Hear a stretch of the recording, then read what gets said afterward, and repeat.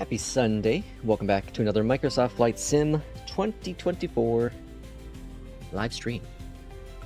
Welcome to a snowy Memphis, Tennessee. The recently renamed Frederick W.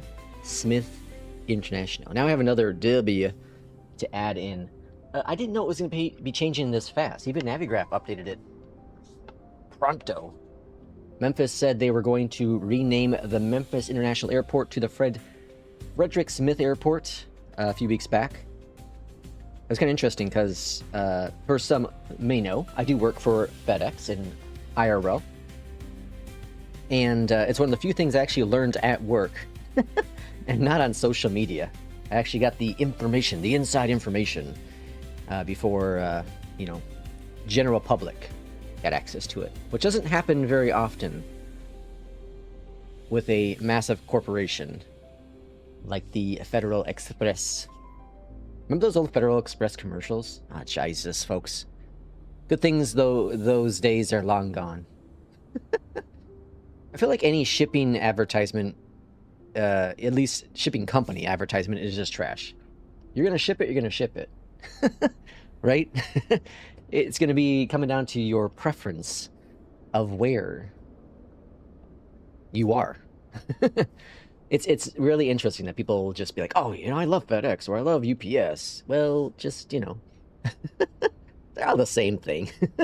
Each company's a little different and how they treat employees maybe, but, for the most part, it's all the same crap. It's going to get you from point A to point B. Some may cost a bit more, some may be a little less, some may be a little faster, It's all dependent on, what you're shipping out and all that jazz. So happy Sunday to you. Again, welcome into another Flight Sim 2024 live stream. I want to open up this stream with a quote. And that quote today is, "Darkness cannot drive out darkness. Only light can do that. Hate cannot drive out hate. Only love can do that." And I'm not going to talk about why I'm going to say that quote. That quote came from a great legend. A great legend. We honored his day last Monday. That'd be Martin Luther King Jr. And, he did a lot to help the country be together, right? And I feel as a world, we need that today. We need someone to come in and just kind of get us happy and get rid of darkness and bring in love again. And that's why we do Flight Sim. That is why we do Flight Sim. Because there are many things that can pull you into the negative. There's bills, there's health, there's politics, there's work, right? There are so many different things that can pull you in the world. But for an hour or two or, 10, depending on what flight you're doing, look at all those FedEx planes out there, you can lose yourself in Flight Sim. And I've talked about that many, many times here on the stream, which is I can just jump into Flight Sim and forget about anything in the world. Because for that time in Flight Sim, I'm a pilot. I'm a pilot for whatever airline I'm flying with APL, right? And I can just lose myself in the procedures, lose myself in the fun that I'm having within the sim. Cool? All right, so let's go and take a look at chat. We get RJ, welcome on in. RJ is first. Kubi, welcome in. Master Copy, happy Sunday to you. Jay says they're all in Discord, no stream today. Well, that's unfortunate for me. P2 says, look who finally showed up. Oh, Jesus. Let's see. Love the Panda, welcome in, neighbor.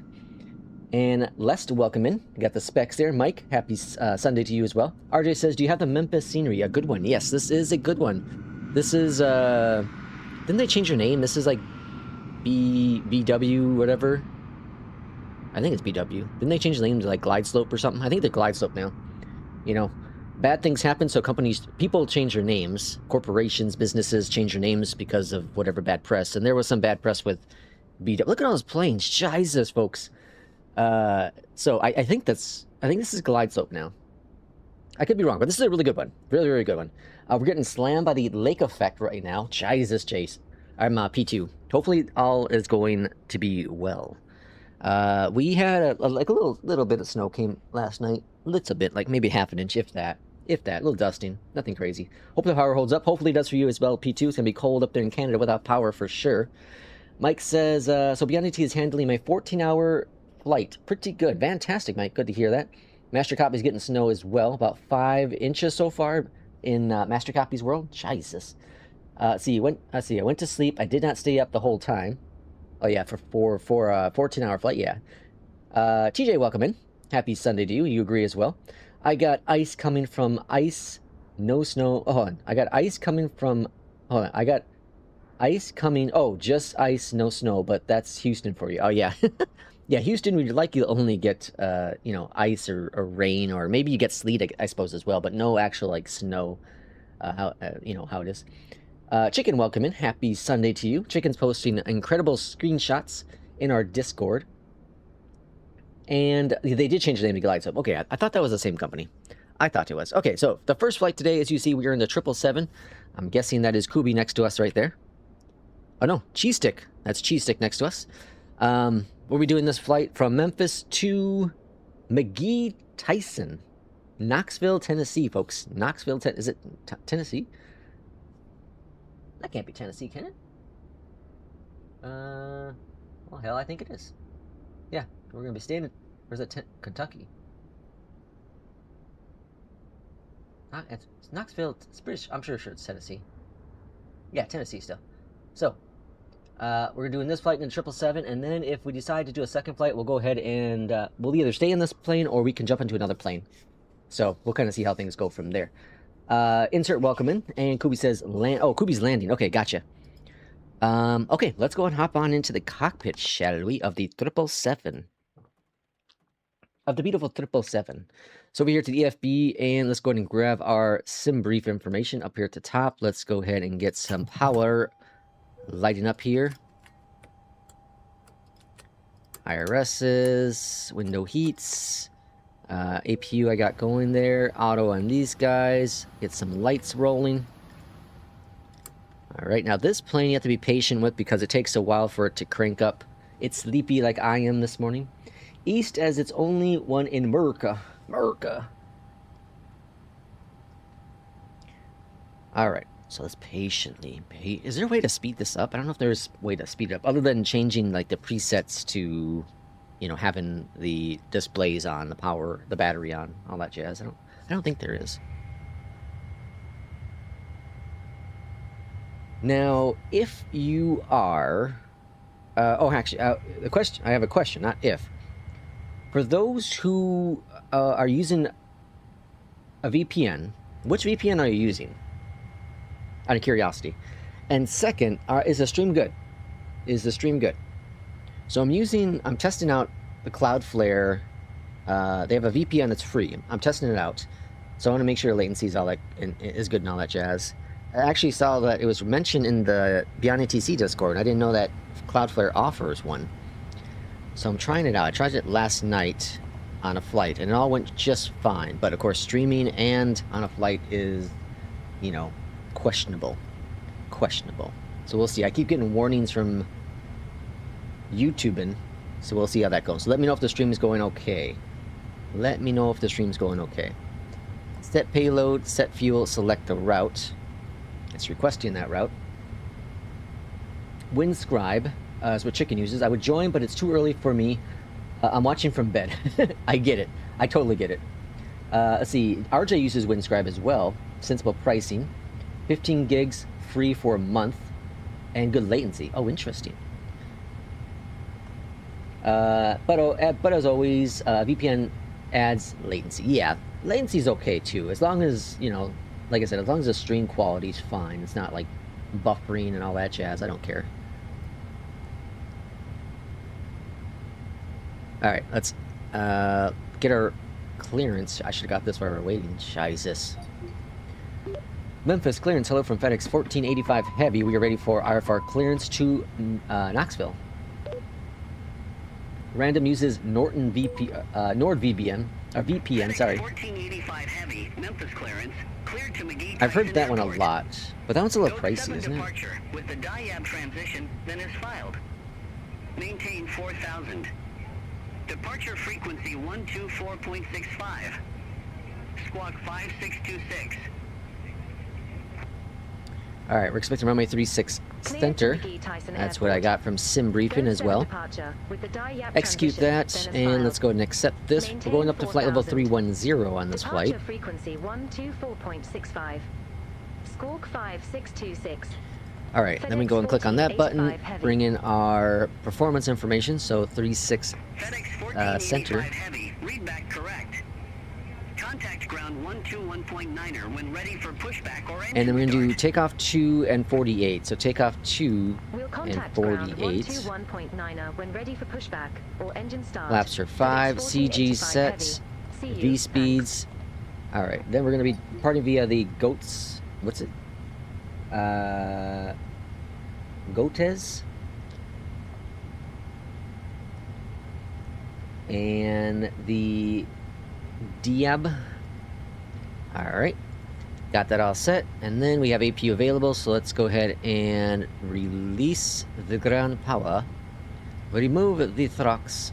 And then we go into doors and arm all the doors. The doors have been armed. Send that back over there. And then I think we're set, aren't we? Let's go up here and get the hydraulics going. Send these to auto. Fuel pumps are on. Let's request our pushback. Memphis ground, FedEx 1485 heavy, ready for pushback and engine start. I would wonder if Beyondatc is going to change it to the Fred Smith. Frederick Smith. Is it going to be? I wonder if they. I'll have to listen to real ATC if they still call it Memphis. Pushback and engine start approved. Face southeast. FedEx 1485 Base heavy. southeast. All right, so they want us to turn the other way. Interesting. I guess we'll be taking Victor down. Victor. Alright, so request a pushback. Pushback is commencing at the top here. Engine number 2 firing on up. And clocking is clocking. Get that guy going as well. And then that guy. We need to go over here. Swing on down below. Alright, so 475 on the trim. That's all good. That's all good. That's all good. Flaps. Alright, 475 on the trim. Yeah, it's about there. Yeah, sure, that works. Man, this Bohr sound pack with this plane is so incredible. Chicken uses Express VPN. It's quite nice. I've never heard of Express. Do an APL event. Are you asking me or are you telling me? Also, are these local voices? Yes, these are local. Well, the basic voices are for traffic. Local voices for ATC. I did the event on what day was that? Friday? What was that event I did the other day? It was really fun. The Boston to where was it? Was it going into Boston? I don't remember what the event was anymore. Either way, it was very cool. Very cool flight. Alright, waiting for that to come. And let's see what else we got here. Express sucks. Oh no, Express sucks. Left flying the 777. 777 is amazing. Scary hand, Jesus. What cargo are you using? What cargo are you hauling today? Today in the back, we have a bunch of bears. A bunch of bears. Don't ask me why. People want to ship bears. It is what it is. We push the button and we fly.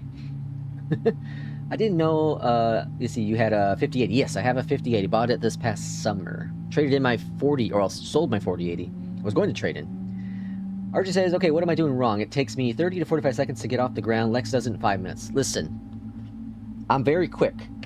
My wife says that too. She says you're very quick. I'm not quite sure if that's, is that like a insult? It might be an insult. Memphis ground, FedEx 1485 heavy, ready to taxi to the active. Now that I think about it, it might be an insult. FedEx 1485 heavy, runway tree 6 under taxi via Victor, Bravo, Sierra, Romeo. Hold short runway 27. Bravo, Romeo. What? Runway 36 center taxi via Victor, Victor? Bravo, Sierra, Romeo. Hold short runway 27. FedEx 1485 heavy. What do they want us to do? I gotta look at the map. Well, see, I turned the other way. They said southwest. Heavy. Cross runway 27 at Oh well. Bravo. Alright, gonna make our own ways. Taxi via Victor. Alright, Bravo, up here at the top, Sierra, let's go Romeo. APU off. Landing, our taxi lights are on. Cross runway 27 at Bravo. Let's get rolling. Continue taxi via Victor. Let's go to normal Bravo, here. Sierra, Romeo, FedEx 1485 Heavy. They said southeast. I'm facing east. If I would have turned the other direction, it would have been west. So, no say. We'll go this way.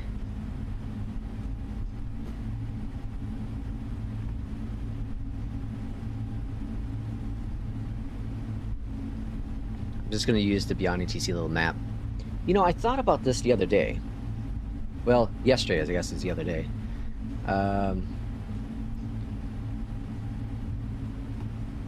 So, with the default charts, we can't see the aircraft on the ground, right?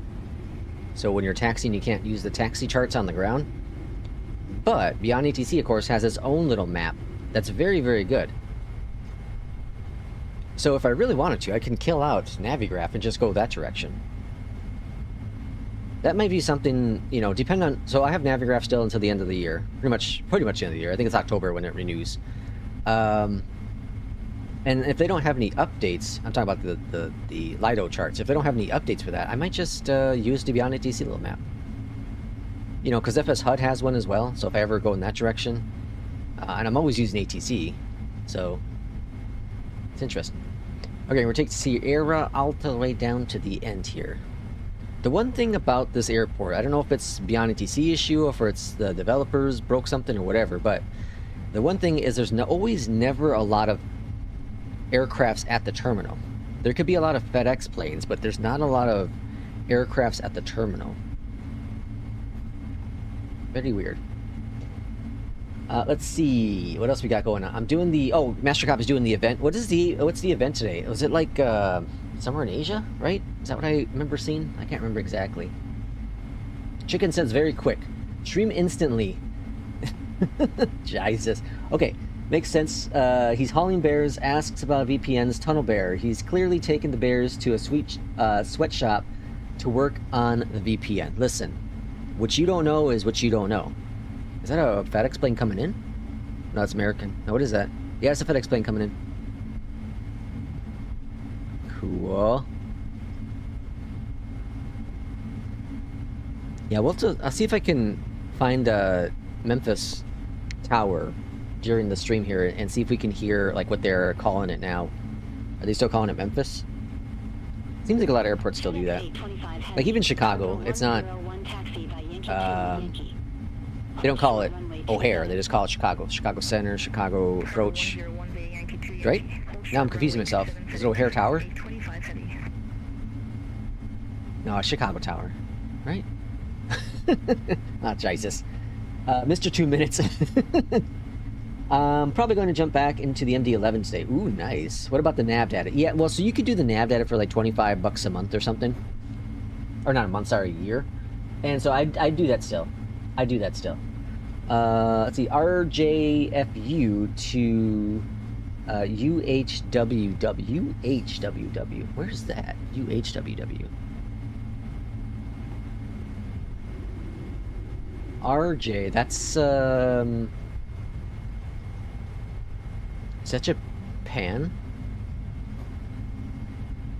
Somewhere in that area, isn't it? I'm getting slightly better with airport codes. It's like 25 a year. It's something around that. It may not be exactly 25, but it's something like that.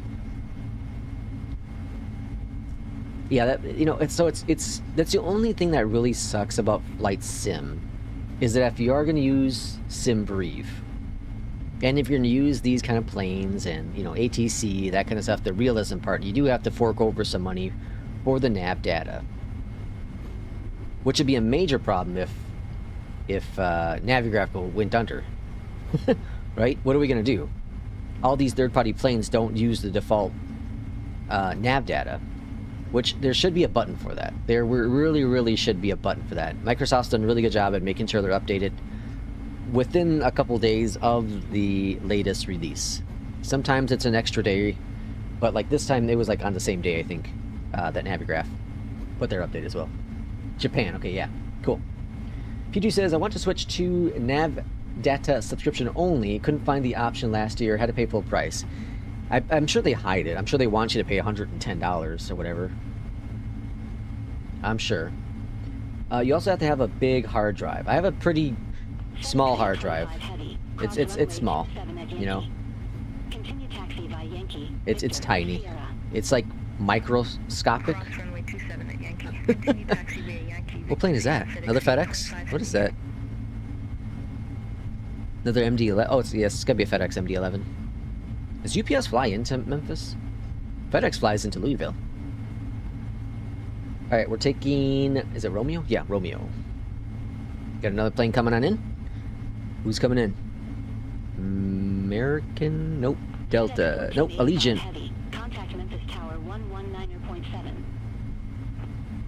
Look at that. That's so cool. FedEx 1485 heavy.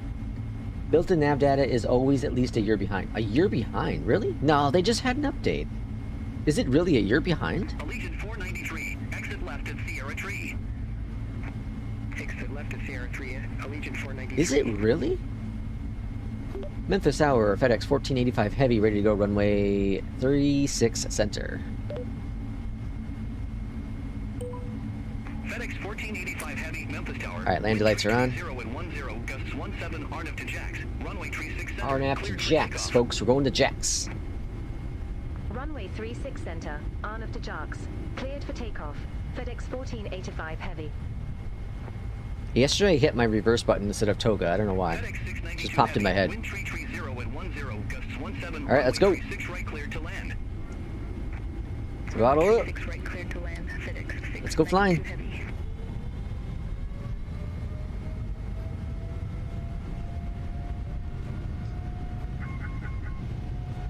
Runway disagreement? What are you talking about?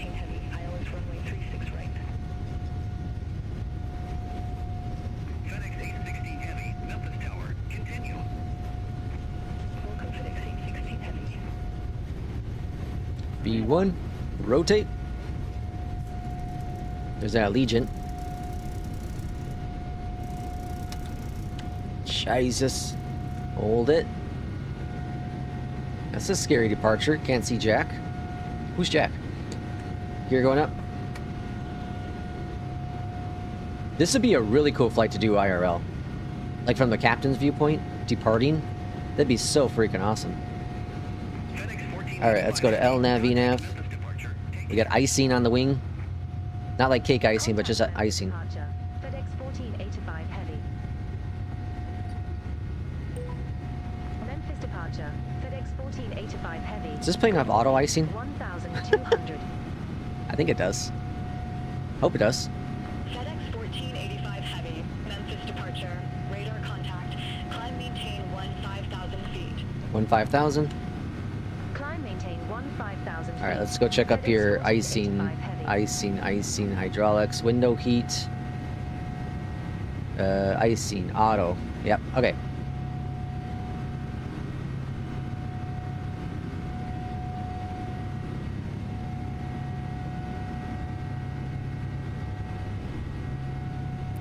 And full flaps up.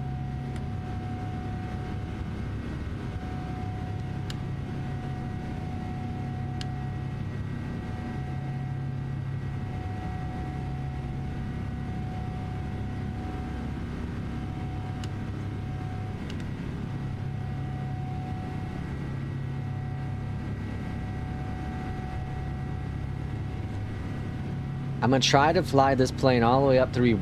Oh, here we go. I was gonna say fly it all the way through the clouds here, but the clouds are breaking already. So I think it was Jay Ross that posted a video in Discord. And it's about there's a, who was it? Airborne Geek, or I don't know who it was. Someone posted a video about X-Planes clouds versus flight sim clouds. I don't know, folks. I don't know. I understand that flight sim clouds can be a little pixelated sometimes, a lot of times. But like, you're not staring right at the pixels, right? Look at this. This is cool. I don't know. I have not watched a lot of X-Plane's stuff, very little over the past couple years, but I've flown a lot in the clouds of Flight Sim. Alright, autopilot's on. And I'm very happy with the clouds in Flight Sim. Very, very happy with the clouds. Could they be better? Of course. Were they better at launch? I think so. But they had to do some optimization because they were just using a lot of resources, so they had to find ways to balance that all out.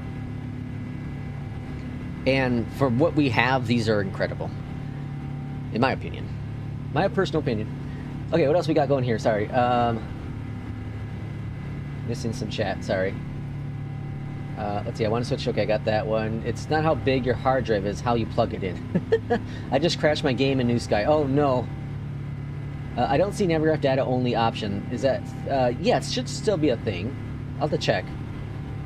What happened? Random got blocked from Streamlabs. And let's see. Sing, welcome in. Barry, happy... oh yeah, you already said you get your... I just had your game crash, Barry. Happy Monday to you.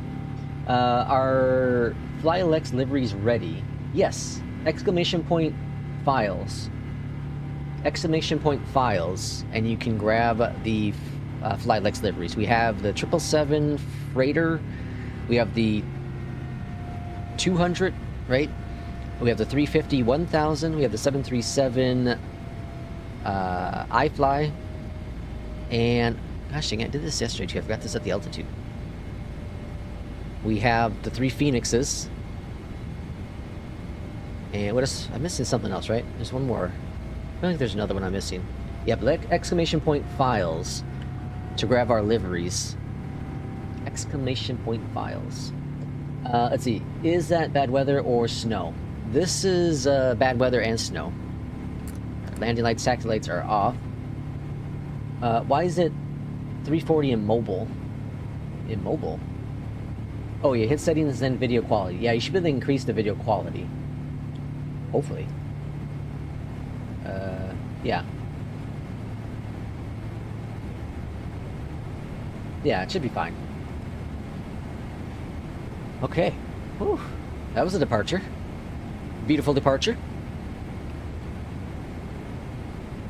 Alright, while we're climbing out here, well, first off, let me go down here and put in our arrival airport runway so don't forget. That is going to be runway 5 left currently. We'll see if there's a runway change from Beyondatc. Alright, we got that going. There's the files. And let's see if I can find...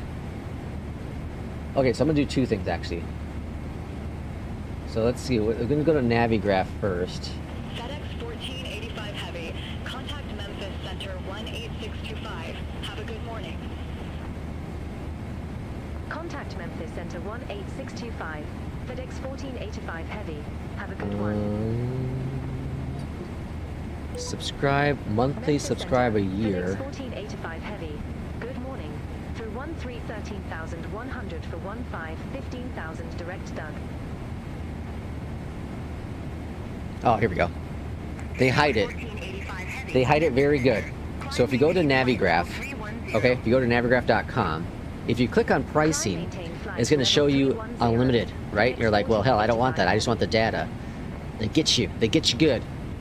What you want to do is go over to products, scroll on down to nav data, click on that, and you can subscribe to nav data. So click on subscribe.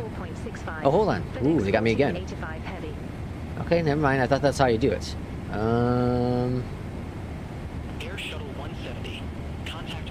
Wow, they get you. Hub, data. I think it's still a thing. Products. Charts. Nav data. Flight planning. Through 15,600 for flight level 310. Select your sim. Charts. Jefferson charts. Hub. Third party. Interesting. Where do they hide it at?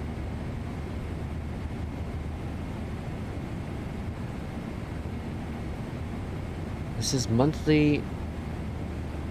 Subscribe yearly. Huh. Let me see if I log in.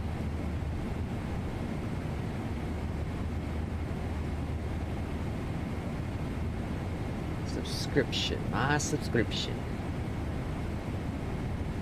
The mine ends on September 14th. Huh. Yeah, I don't know where they hid it. I don't know where they hid that. Interesting. Alright, we'll bring this up instead then.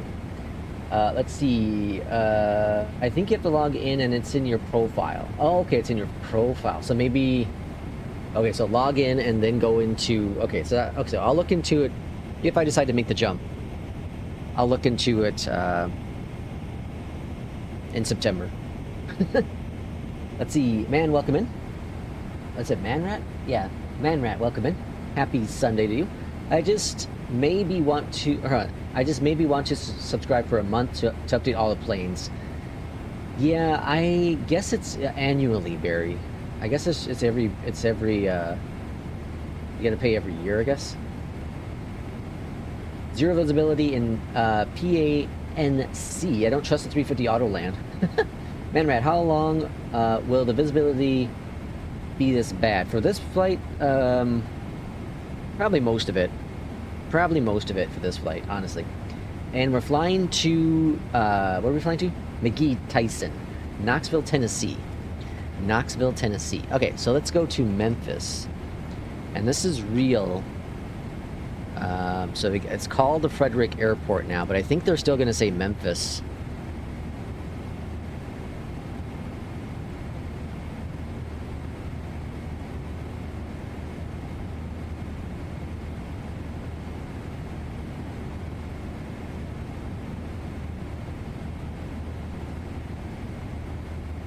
Gotta wait for someone to call in.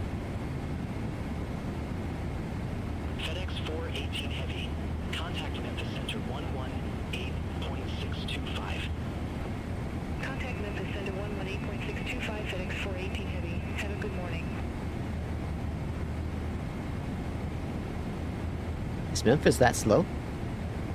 No one's calling in on the ground?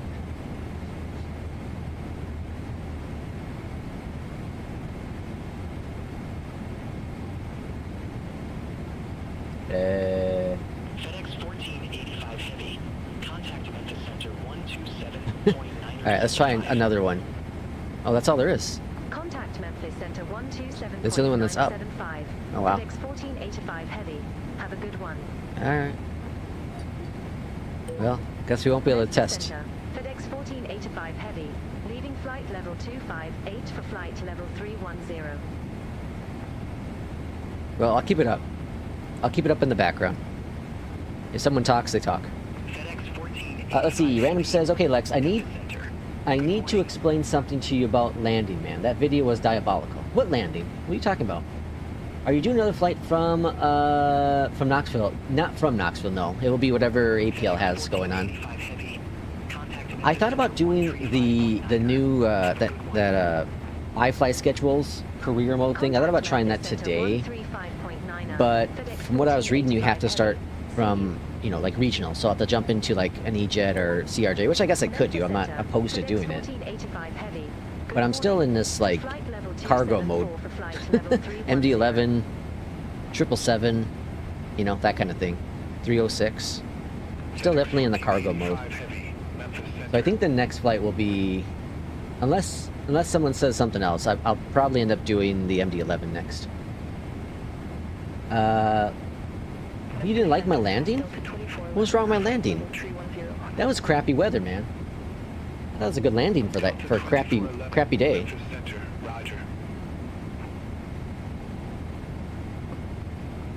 That landing was diabolical. It was a good landing rate too. I don't remember what it was. Okay, so after SPI, we should get a vector to the airport. I'm gonna guess the vector is gonna be, well, it might be to the southeast. I'm going to take the MD-11 out of Bradley in a bit. Ooh, nice. Heavy, Memphis Center. All right, we're at top of climb. We should be top of descent here in about 15 minutes, and then on the ground within about a half hour, a little over a half hour or so. So really short flight here, the typical FlyLex flights. I think I did 2 flights yesterday, or did I do 1? I did, how many flights did I do yesterday? I got off work, did some things. And I did 2 flights, yeah, I did 2 flights. So I'm from Chicago, from the city of Chicago, born and raised, or not raised, but born, half raised.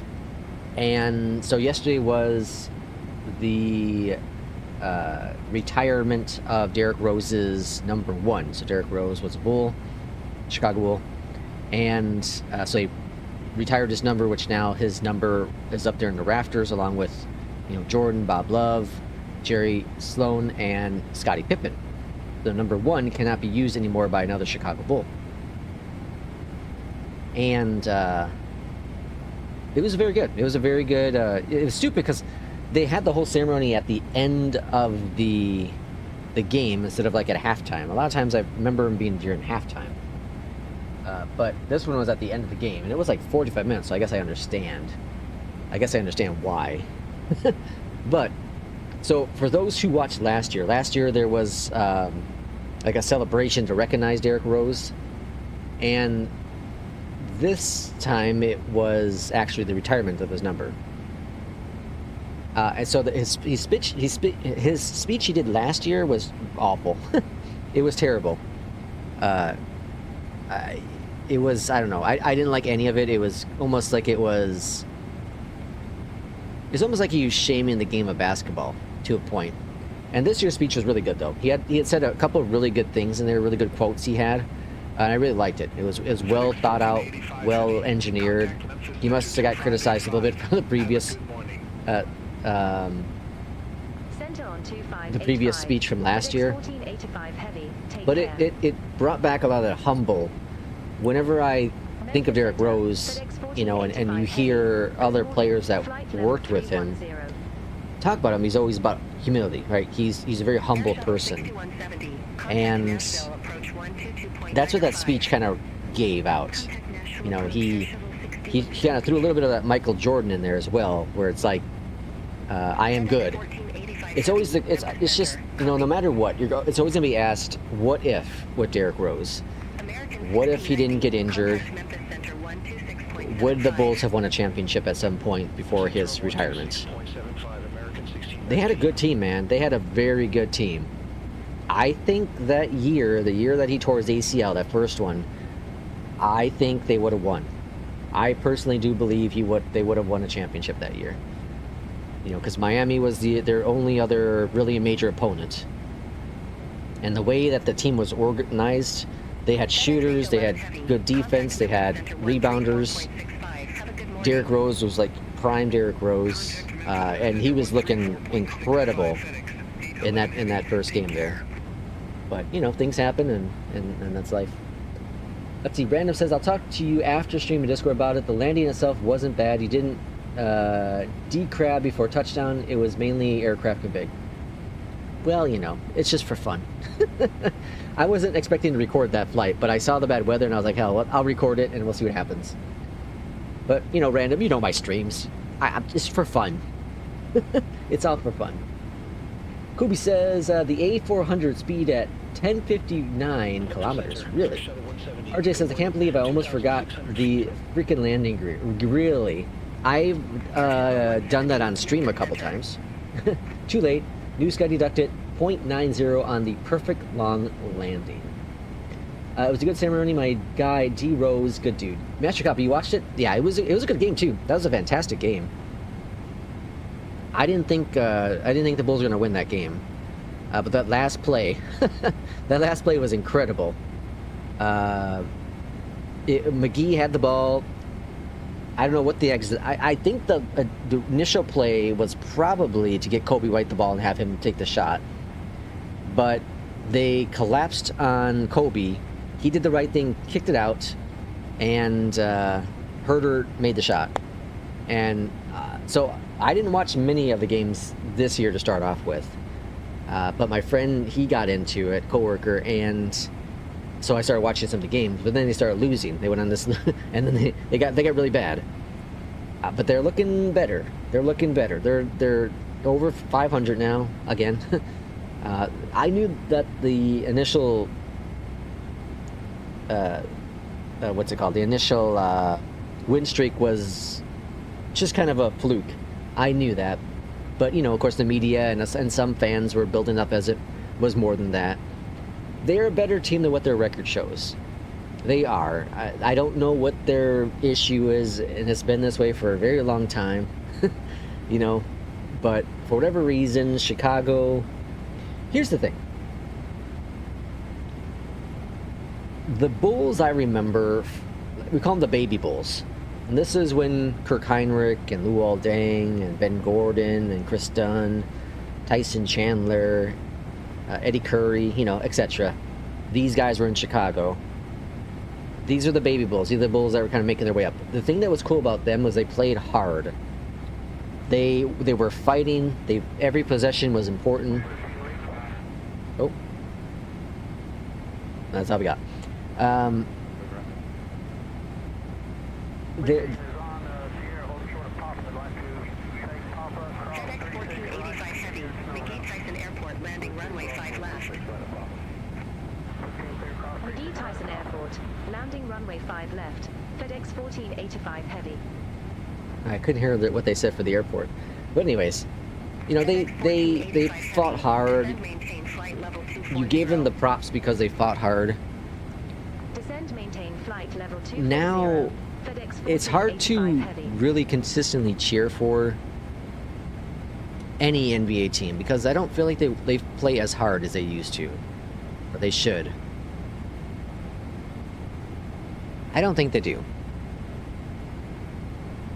Like, there's not a lot of grit in the game of basketball nowadays. It's changed so much. And I think that's part of the reason why I'm not all that interested in watching nowadays is the grit of basketball's gone. Now it's just, you know, watching the game last night, it was just three-pointers.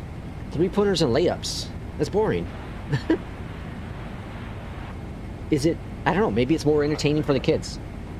Basketball's at, you know, it's, I guess, the highest ratings in forever. So I guess it's more entertaining. I'm assuming it's more entertaining, and that's how they keep fans around, but I don't know. And I'm not even talking about like the Jordan days. I'm not talking about that because they're different eras and the game's different. I prefer that era personally. You know, the Jordan era I prefer. I prefer even the Kobe era, right? The early 2000s, the Derrick Rose era, right?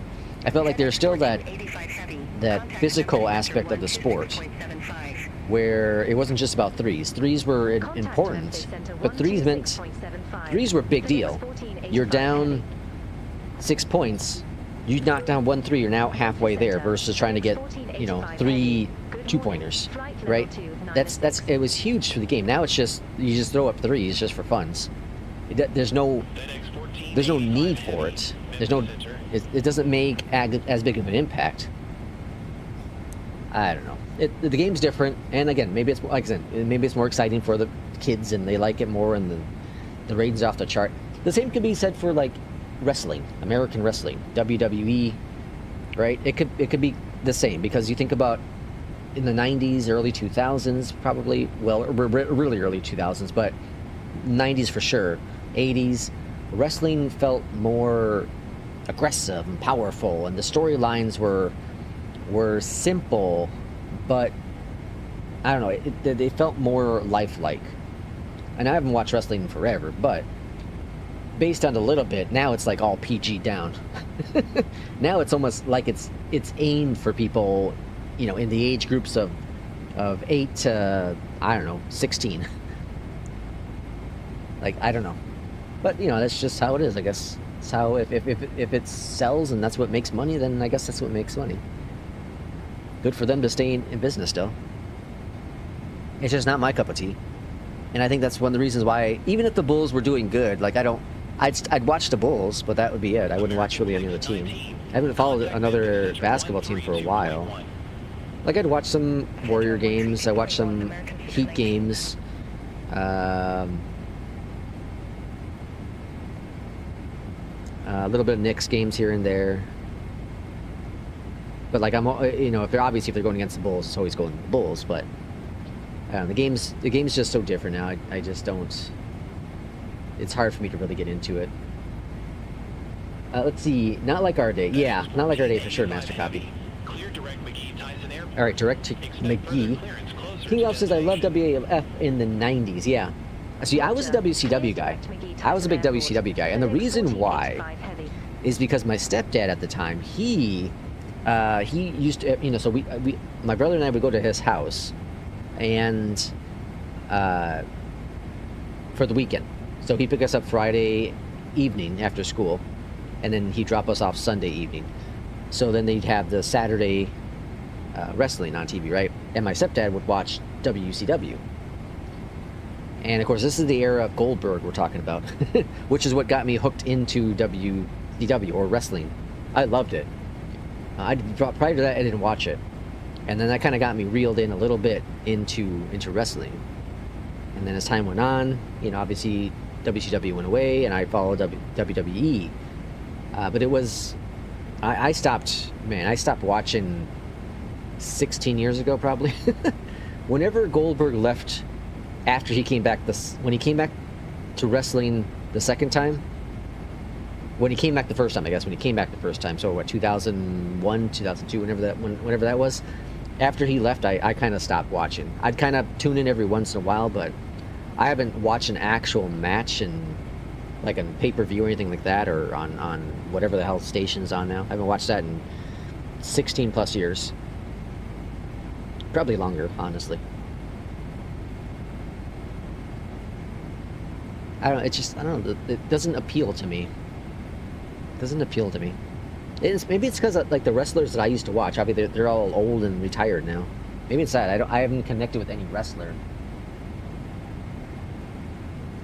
Like I'm sure there's some good wrestlers out there. Cody Rhodes is supposed to be really good, and AJ Styles, and Roman, what's his name? Roman Reigns. But like I never got into like John Cena. You know what's funny is Stone Cold Steve Austin. This guy is hilarious because this guy, you know, with the rattlesnake, he's supposed to be the badass kind of guy, right? He has a farm called Broken Skull Ranch, I think it's called. I think that's what it's called. Anyways, on his Instagram, I think it's Instagram, he you know, he'll post pictures and videos and all that jazz. He has 2 cats, and he it's the funniest crap in the world. I just never would have thought a guy like Stone Cold Steve Austin, big, you know, supposed to be a badass kind of guy, would ever have cats. It's wild. He loves his damn cats too. I think every plane add-on made for 2020 should be able to use the in-sim default nav graph. I agree with that. I agree, Barry. Msfs comes with charts and nav data for most airports. Why should we be forced to subscribe to Navigraph? Yeah. Well, see, now I need to verify that because Insert Random said that the Msfs nav data is outdated.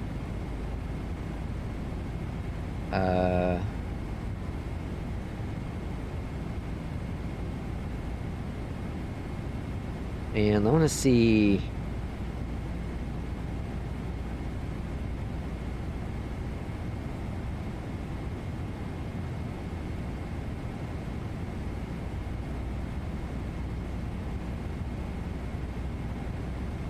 He said it's 1 year old.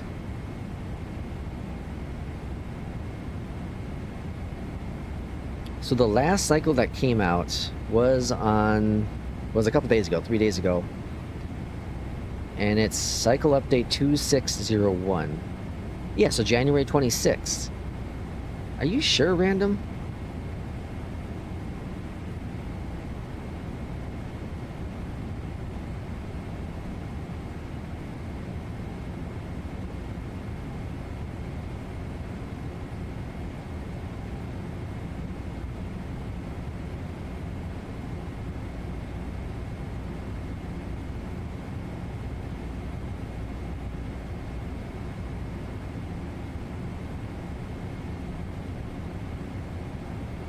Yeah, I don't see it anywhere. I think the cycles are update, are correct, up to date. I just think that the planes don't use them. All right, we didn't get another descent instruction, so I'm gonna go ahead and just descend. It just said direct to Tyson.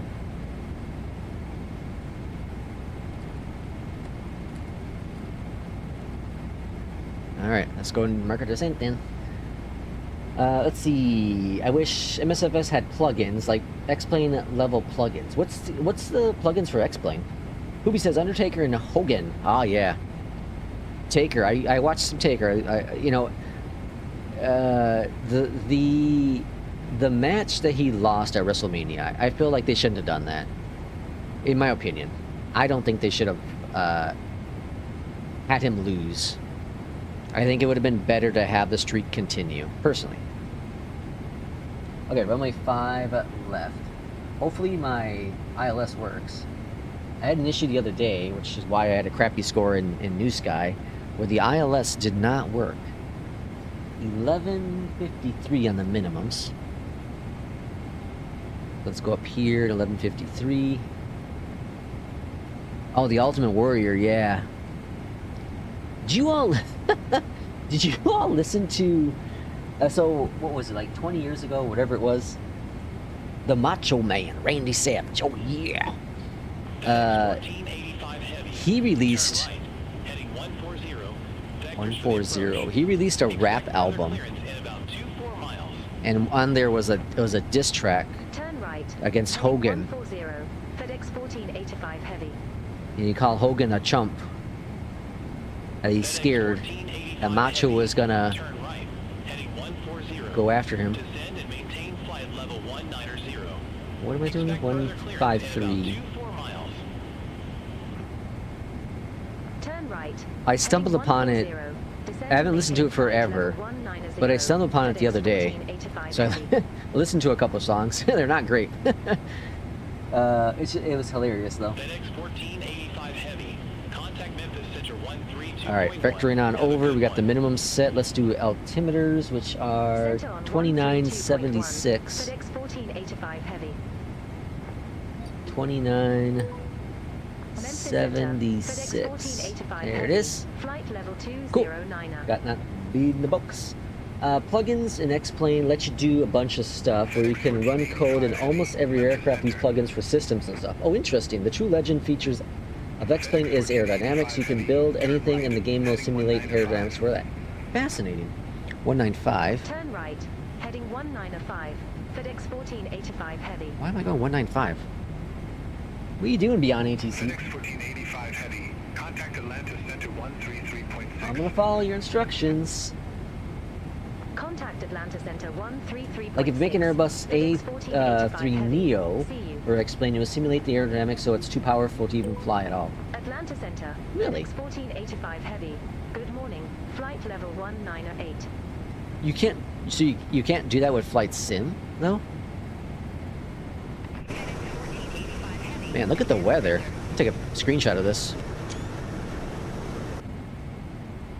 Jesus, folks. So the weather in Knoxville, we have visibility is crap. It is scattered down to 900 feet. Overcast at 3300. Temperatures are 1, and we have visibility is crap. So it's gonna be just awful.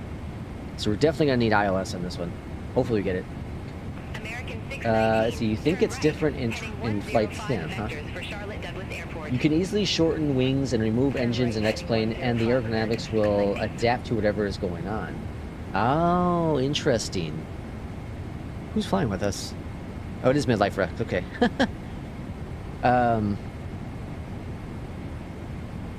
So I wonder how different it is with X-Plane versus Flight Sim, because Flight Sim, they use a lot of like XML and stuff like that. I wonder if how much different the coding is. 140. Turn left, heading 140, FedEx 1485 heavy. I also wonder what's easier to develop for.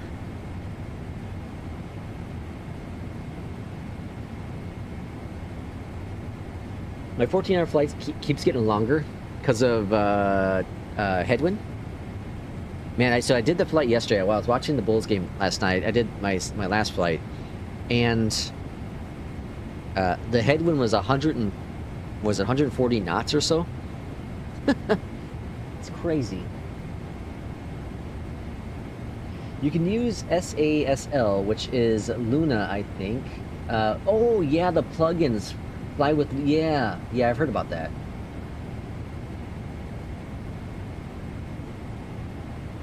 I heard about that, man, rat. Yeah. It's too late for X-Plane for me. It's too much money. Too much money spent in flight sim. Yeah. Well, and I'm spoiled. I ain't gonna lie. I'm spoiled.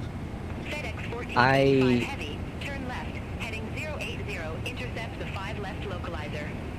I enjoy the incredible visuals of Flight Sim 2024. Even if the graphics may not be, or sorry, even if the physics aren't, you know, exactly 100%, I just like, I like the simplicity of a lot of the stuff with Flight Sim. There are some things that X-Plane does better. Clearly, there are some things that Flight Sim does better.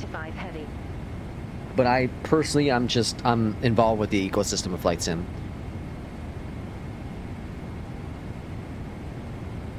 And of course, a lot of that is the money. You know, you spend so much money. There's the pixels. But I think those pixels right there you just saw, those are probably from DLSS or Fringeon.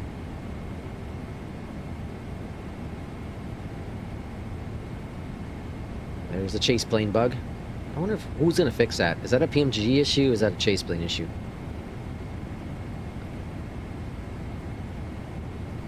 And I also wonder, like, did they test that on release? That's a pretty big bug. Like, did Parallel 42 know about it and still released it? If that's the case, you think they would have put some notes out there and say, hey, you know, we know that PMG planes have issues. And I know you can change it to mount cam or whatever, but I like the motion. Remember, it says I use X-Plane. I wish X-Plane had better night lighting. Although night lighting is not as good. Interesting. Let's see, plus Msfs has 10 times more players on Steam alone. Add-ons are cheaper. Yeah, very true. It would, I don't know, it's interesting, like, to know what the future holds for X-Plane. Obviously, I don't want them to go away, because competition is very, very important. And I don't think Asobo or Microsoft really sees them as a threat. And here's why I say that. Don't think of it as I'm saying something is, you know, that they're not a good company. But here's why. I think it's because Microsoft knows and Asobo knows they're targeting a different audience. They're targeting a different audience than X-Plane is. X-Plane's targeting die-hard and professionals, right? And you can still be a die-hard and come on over to Flight Sim. No doubt about it. You see videos pop up all the time. But I just think that they're targeting two different audiences. You know, X-Plane's targeting the audience of die-hard simmers who want, you know, the most realistic flight physics possible. Flight Sims, like, we have the eye candy, and we're going to try to convert some of you diehards over to our platform as well. I think that's kind of what we're seeing with the two of them.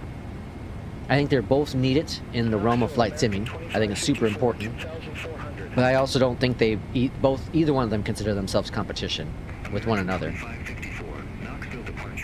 Yeah, I'm sure X-Plane lost quite a few players, right? I'm sure they lost quite a few simmers, no doubt about it. To Flight Sim, no doubt. Many people converted over. And that hurt the platform. But I know there's a substantial amount of people who are still using it. 90 lights, taxi lights are on. Yeah, headwind I'm doing to EGLL, so the headwind is crazy. 436 Gs, really. Let's see, there's no lighting at night. You can't see anything. Oh, really? It's just complete dark? Remember, it says, I hate people who act like either sim is better than the other. Neither are really comparable. Yeah. X-Plane targets... What's going on? Oh, speed brakes. X-Plane targets professionals, and Msfs targets who people want beauty and simplicity. Yeah. Yeah, that's right. Yeah, man, right, I like that. They're two different sims, and you can't go wrong with either one. There's no doubt. You can't go wrong with either one. I'll reduce our speed here. We gotta drop down still, the altitude. Yeah, you can't go wrong with either one. Like I've said it so many times, you just need to, have fun. Have fun with whatever. Cargo ramp's gonna be on the left on exit, so we're gonna exit probably at Golf 4. But yeah, so we're gonna be at 3,000 feet there. Hold on, 27 there. Okay. All right. So yeah, we're looking all right. We're looking all right. E-Tops, welcome in. I feel like X-Plane 11 to X-Plane 12 was motivated by Msfs. 11 remained a bit stagnant for a long time. Yeah, I've heard that too. Now a couple of simmers use both. Yeah, and that's the cool thing is you can use both of the add-ons or both of the sims for sure. This is cool looking right here. That's really cool. But again, it comes down to what you're looking to do with your sim. I am surprised that they never added in, or they haven't added in yet, that I'm aware of, frame gen into X-Plane. I wonder if they're just unwilling to do so because of latency or what, whatever the reasons are. Because that's one thing, when I tried out the demo, that's like the biggest difference I saw was just the performance. I always thought X-Plane was supposed to be like better performing than Flight Sim. And you think it would be with the less resources on graphics and whatnot, right? But I guess not. At least in my little test. And again, that was a demo, so I don't know. The demo might not be the final version. The real version, I should say, to test things on, with like performance-wise. All right, let's go ahead and activate the approach mode. The localizer connects.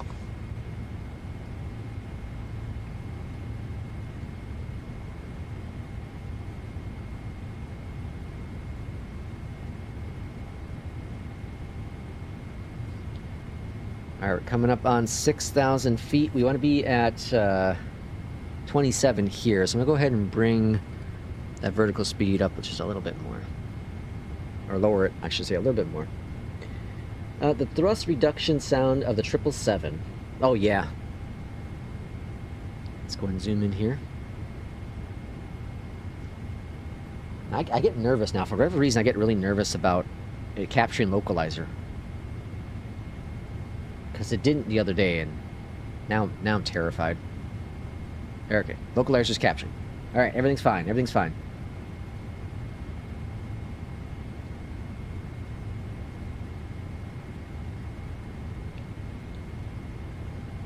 Alright, we're a little fast still, but nothing to be concerned about. We have a tailwind right now of like 62 knots. Jesus, folks. Glide slope's coming on in next. We're definitely going to need the localizer and glide slope for this arrival. We're clear for the ILS 5 left. Alright, when do we want to start doing flaps? Let's see. So at this point, that's about 6 nautical miles from the airport. We are currently about 10 nautical miles. Alright, so let's go ahead and start bringing flaps out.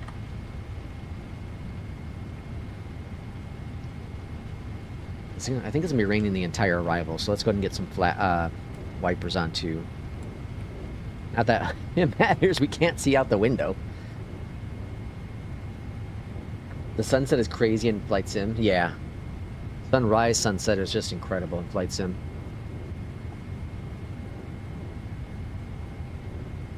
Alright, speeds are looking good.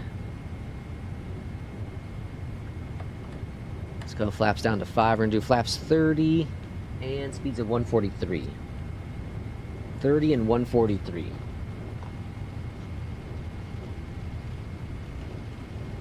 Like, if I can get X-Plane for like 15 bucks, I'd buy it just to try it out. Because I do want to try out like the free EJET that's in there, and I also want to try out the what's the 737? Can't remember who makes that one now. Over to tower 121.2. You're SimCFI. Happy Sunday to you. Hopefully you're doing well. 2500.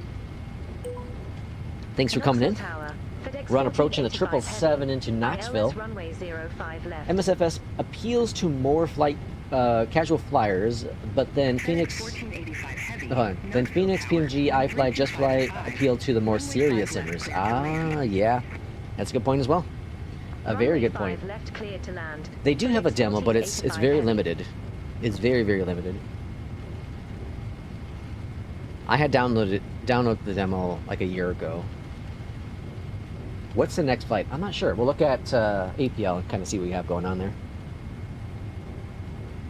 All right, let's go to approach mode here. Let me see what the heck's going on. Coming in a little hot. Let's get the deer down. Gotta help slow us down a little bit. The XPH Challenger 650 is a masterpiece. Oh, really?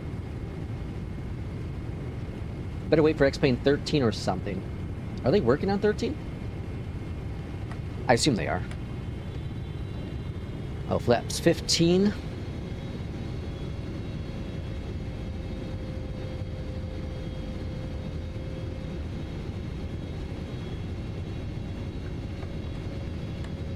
I don't know how you do it.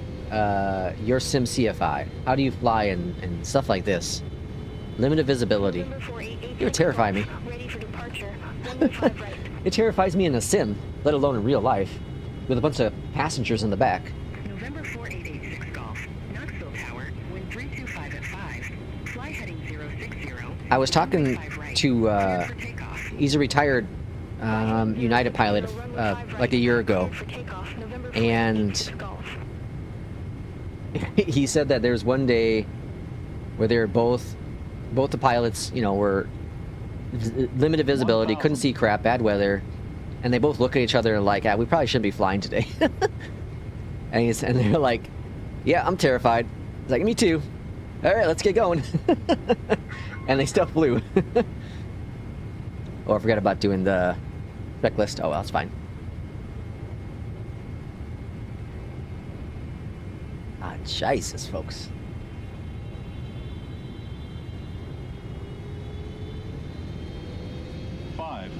All right, see some pappies. See some pappies.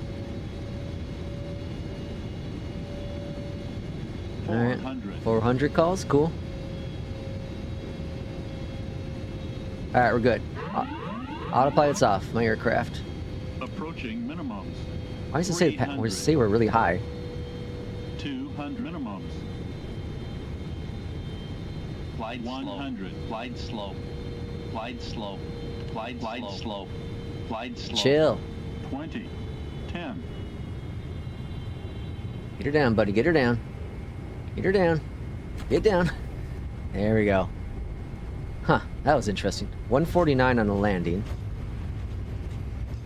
All aircraft be advised. So the glide slope, I think, was bringing me in higher. 2976.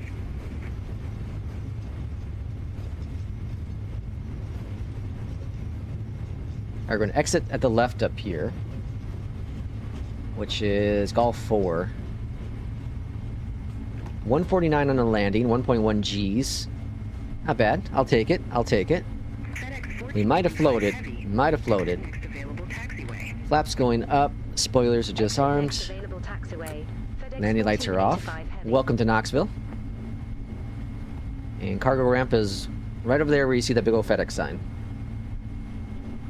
The, let's see, CL650 is amazing. You still have 500 nautical miles to go, Barry? Jesus. Manrat says, let's see, Ground 121.9. let's see, I have it, FedEx but I rarely use 1485 it. heavy. Okay. See you. And X-Plane 13 won't come until there's a major need. Yeah, I wonder how they do that. How does X-Plane... Oh, we got snow and rain. Jesus. I don't have to have throttles. Okay. I don't have throttles working for some random reason. Oh, there we go. That was weird.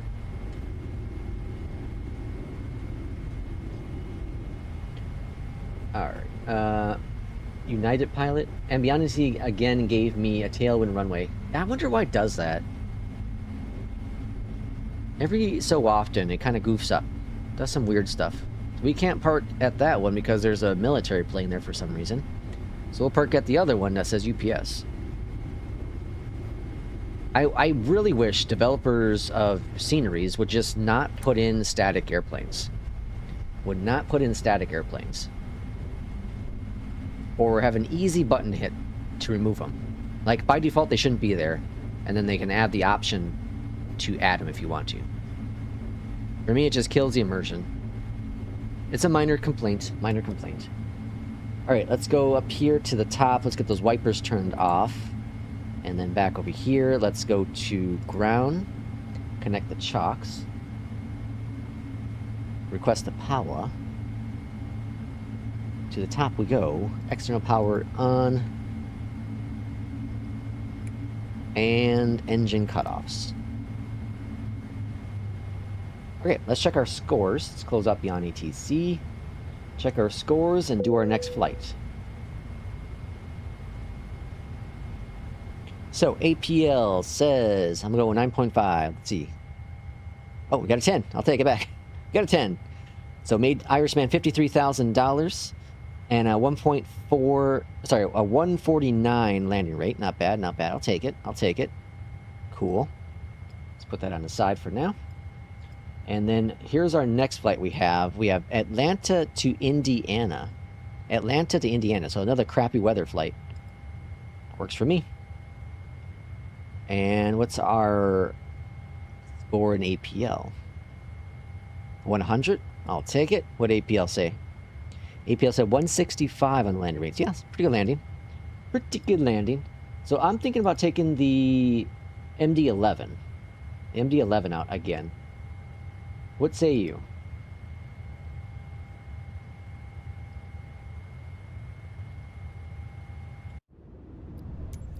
I'm going MD-11. See, Manuel says, I think whenever they can't just update it, they make a new game so they can add new features like XP 11, 12. They added a bunch of new things that they couldn't just put in an update. Ah, try landing a 20-knot tailwind. Yeah, that's not fun. Especially like if you're doing like the FENIX. It's not fun at all. MD-11. We'll take out that guy. All right. And then we're doing Atlanta. Hotlanta. Here we come. I did a test the other day. I disabled the Imagine Sim Atlanta. Then I added in the default one to kind of see if the performance was any different, and it's not. It was the same. Orbex is working on Atlanta, which I'm excited about. I don't know if DFW. I'm not quite sure if I'll get the DFW. I probably will from any builds, which is probably releasing sometime next week, maybe even tomorrow. We're expecting 8 right. 8 right. That's over here. So we can go cargo over here. Let's go there. Flight level 320. All right, start flight. Joe, welcome on in. Currently flying the 777-200. Oh, really? That's a long flight in Frankfurt? Holy smokes. I wish Msfs did that. If you look at the launch of X-Plane 12 to modern X-Plane 12, there are new features and so much more. Release a new game when you couldn't do updates? I don't know. I feel like Asobo's done a really good job with their updates. But so many sim updates we had. Well, how many did we have? 16 or something like that for Flight Sim 2020. And what are we at now? We're at SimBrief 4, so we're at 5's coming out here. The beta at least is starting pretty quickly. I don't know. I feel that we've had a lot of good updates from Asobo. Okay, so Atlanta to Indiana. Atlanta to Indiana for those who want to join us on the multiplayer. And let's go ahead and get NewSky rolling. So we'll go ahead and book a flight with NewSky and bring that up on the screen for you. Let me get Beyond ATC loaded as well. All right. So we're going to do FedEx 1603, departing from Atlanta. We're going to Indiana in the MD. Hit the button. We're going to barely make some money on this one. Start the flight. Alright, that's cooking with gas. And then we're going to hit the fly button with Beyond ATC. Swing over here, import that guy. Up here at the top, external power on. Battery switch is on. Arm the emergency. Get some lights rolling. And arm that guy. Back over to the tablet. Set the fuel. Send to the FMC. Wait for that to pop up.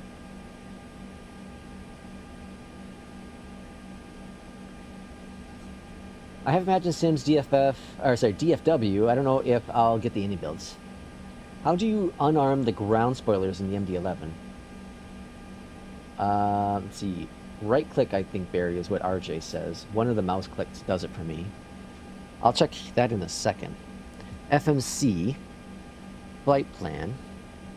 Arm the initialize the IRSs. Flight plan, flight number, FedEx 1603. And let's get our briefing panel. And briefing panel says we're flying up to flight level 320. Cost index is 26. Go to the next page. Plop these guys in. Clear out these guys. Alright. Then we're going to put in our takeoff information. So, back over to the panel. Go to performance, and let's go ahead and get our clearance, shall we? Beyond ATC is saying 8 left, 8 right. 8 left and right. We're expecting right currently. Atlanta clearance, hello from FedEx 1603 Heavy. We are ready for IR4 clearance to Indianapolis. A master copy says he'll fly with me. Fantastic.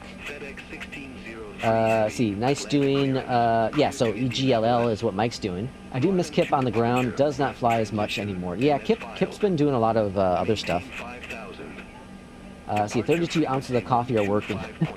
I'm not joking, I drank 32 ounces of coffee. You must be like crazy awake then. Kip, oh, what the hell? It says 9 left. Why? Clear to Indianapolis. Let's see if I can change the Farnham runway. 2 departure. Respi transition, then as filed. Maintain 5,000. Departure frequency 125.65. Squawk 2104. 2104. 2104. FedEx 1603 Heavy, read back correct. Contact ground 121.75 when ready for push or start. You just solved the issue. I get stuck for almost 3 hours. Contact ground 121.75. For what? The spoiler? When ready for pushback or engine start. FedEx 1603 Heavy. Thanks. Alright, I'm going to try to get a runway change. I don't want to do 9 left. I want to do 8 right. Atlanta ground. FedEx 1603 Heavy. Would like to request a runway change. If we can do runway 8 right, please. I don't know if it's going to let me do it all at once. FedEx 1603 Heavy, please contact clearance to request a runway change and receive a new clearance. Gosh dang it. Atlanta clearance, FedEx 1603 Heavy. Would like to request a runway change to runway 8 right.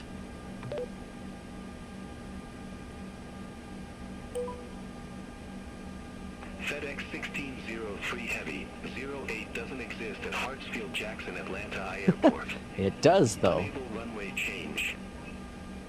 Alright, let me try to talk to it differently. Atlanta clearance, FedEx 1603 Heavy. I'd like to request a runway change. FedEx 1603 Heavy, roger, say runway. I'd like to request runway 8 right. FedEx 1603 Heavy, 08 doesn't exist at Yes, it does. Jackson, Atlanta. Unable runway change. What if I do 8R? Atlanta clearance, FedEx 1603 Heavy. I'd like to request a runway change to runway 8R. R, matey.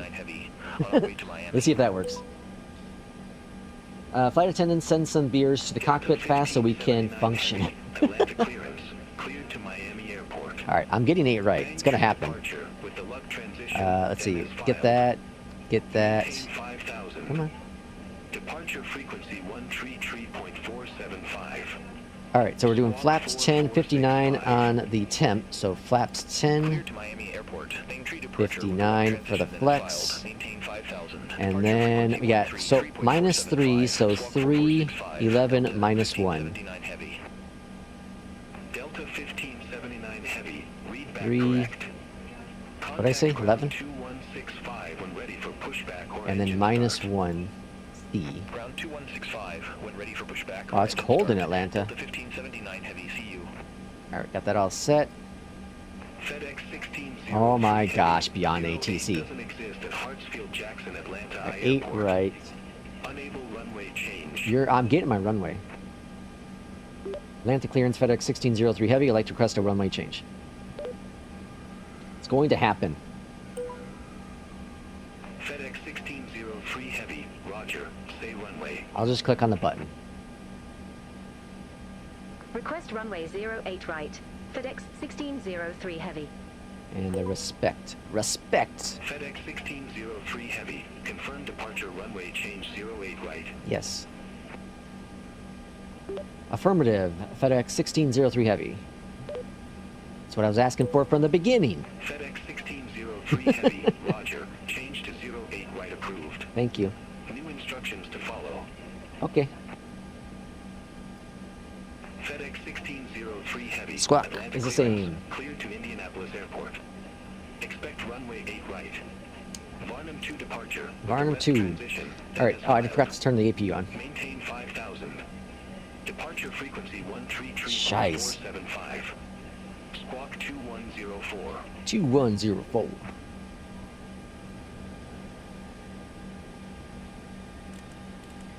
We climb up to 32. Indianapolis Airport. Expect runway 8 right. Varnum 2 departure. Okay, with got that the set. transition, then as filed. Let's see. Oh, of course, master copy got 8 right. Departure frequency 133.475. SimBrief gave me 8 right, but then Beyond ATC wanted to give me 9 left. FedEx I'm about to approach Hong Kong. 1603 heavy. Wish me luck. Good luck, Barry. FedEx 1603 heavy. Read back correct. All right. Now, let's go over here and go to services, close the door. APU is available, external power is off. FedEx 1603 heavy. Check those all off. Are you with me, master copy? Where are you? Let me turn on the... Can't see out that view. Midlife Rex is there. And Turner's there. There's master copy. Right over there in the MD-11. So you got the MD-11, 7.4, and then the A20. A320, sorry. Okay. Atlanta ground. FedEx 1603 heavy, ready for pushback and engine start. Ice detected. FedEx 1603 heavy. Atlanta. Pushback and engine start approved. Face west. Faced west. Pushback approved. All right, Face folks, are we west. ready to FedEx roll? 1603 heavy. We're going to face to the west. Hope my pushback tug works. Alright, request the pushback. Hold. Pushback commencing. Up here, let's go to B. APU. Bleed, I should say. And engine start.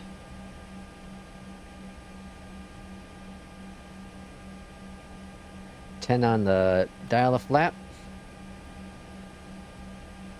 Engines are rotating. And we'll be looking for stabilizer. Whoops. Stabilizer is a 5.4. Fuel.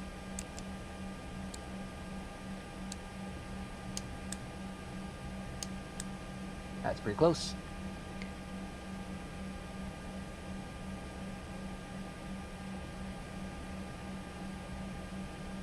Got some rotation.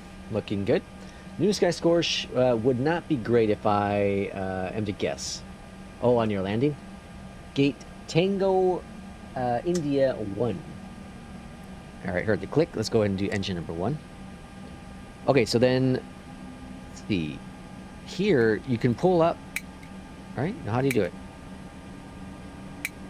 That moves it down. I'm trying to see what the actual... I use a...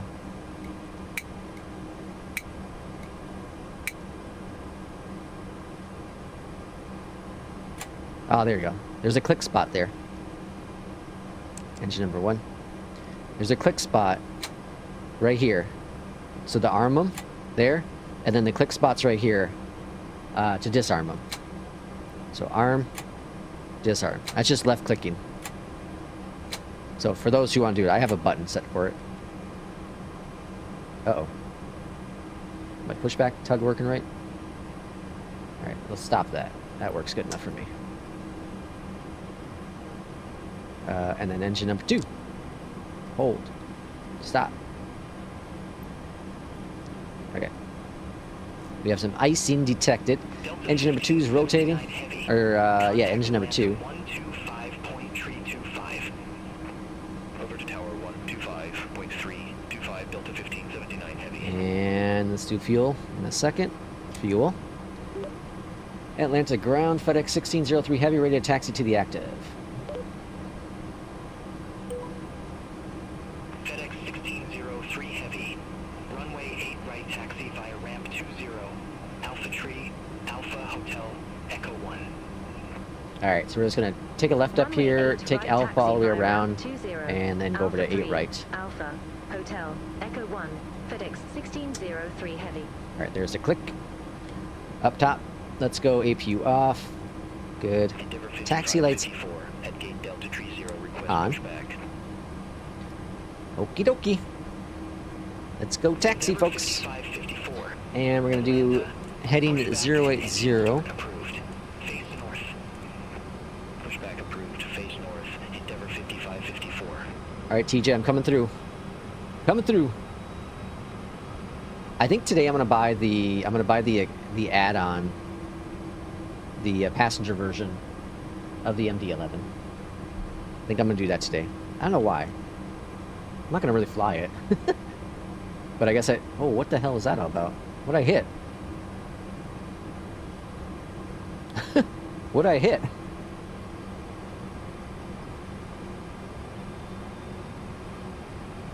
Did my wing clip the pole?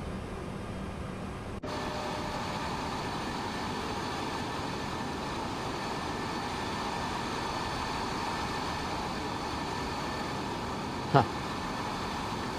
I'm guessing my wing clipped the pole.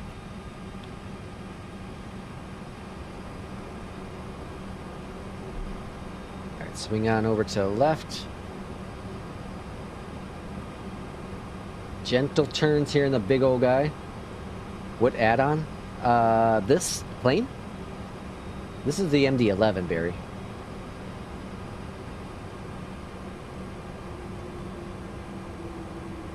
Boy, the FPS is sucking right now. The FPS is sucking. I got brain drops. 5554, request taxi.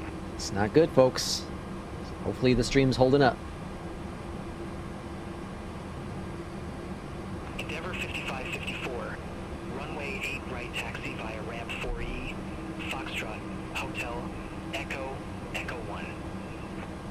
Runway 8 right taxi via ramp 4E. Foxtrot, Hotel, Echo, Echo 1. Endeavor 5554. Oh, what am I gonna buy? The MD-11, the passenger add-on. It's like $10. Delta 456. Gate Alpha 24 taxi via Bravo. Yeah, it's like $10. I think it's gonna be worth it. If anything, just to support TFDI a little bit more, because this is a fun plane. I'm having a blast flying it. Now, I think it was Missy Apex was posting that the passenger versions, something about the liveries. I don't remember, something about the window cutoffs, I think is what he was saying.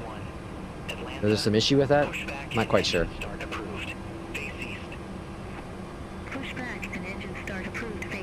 Joe says, I really fly the 777 freighter, but I have it. I did fly it yesterday. I don't know how much I'll fly the MD-11, but I do want it.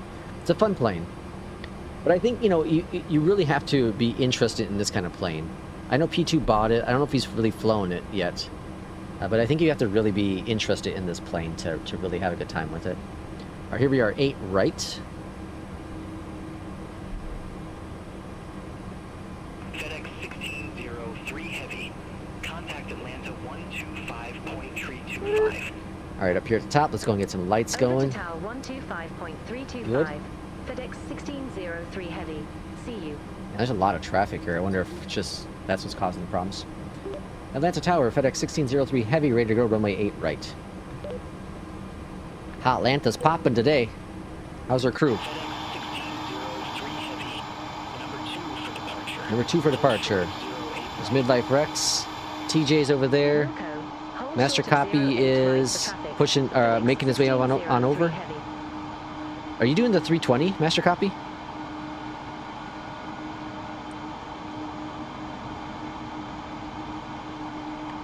Why am I number 2 for departure? Is there anyone over there? CRJ's departing. Or taxiing or doing something.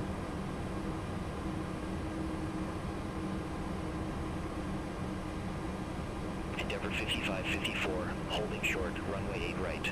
They must be going first. Endeavor 5554, Atlanta, wind 115 at 11. That's crap. Gust 20, Arnav to Roni. How did Endeavor go before us? Right, cleared for takeoff. I've been waiting here. Runway 8 right, Arnav to Roni. I'm sitting here. They were moving still. That's crap.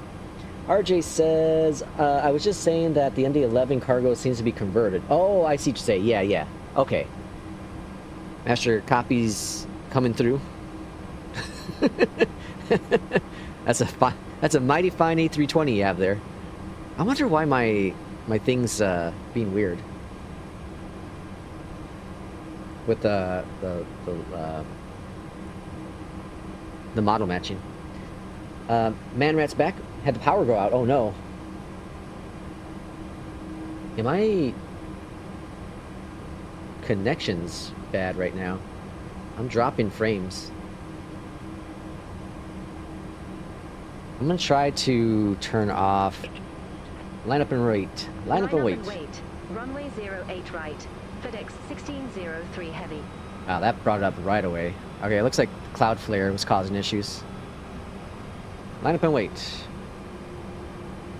Okay, so I don't know if I can use that VPN, the Cloudflare one. Endeavor 5554, contact Atlanta, have a good one.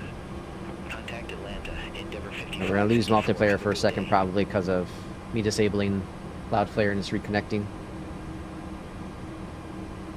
Alright, line up and waiting.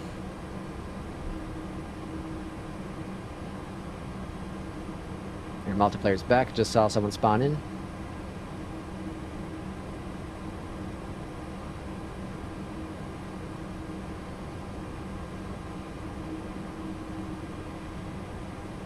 Oh, they all have windows, Barry says. Even the converted ones? FedEx 1603 Heavy. Alright, there is Missy Apex. Or not Missy, Master Copy. Hold on, is that Master Copy? Who's that? Yeah, it's Master Copy. Cleared for takeoff. Let's bring up those throttles. Runway 8 right. Oh, flaps aren't set. Cleared for takeoff. That's not takeoff yet? 1603 Heavy. Are you using Msfs multiplayer? Yes, Joe. On the multiplayer. Alright, get those flaps to come on down first, and then we'll take off. Alright, throttle up. Let's try it again. Thank goodness for the alarms. Toga, let's go. Let's go flying. Everyone's showing up as MD-11. Did they just match my plane? Is that what's going on? So if I was flying the 777, everyone's a 777?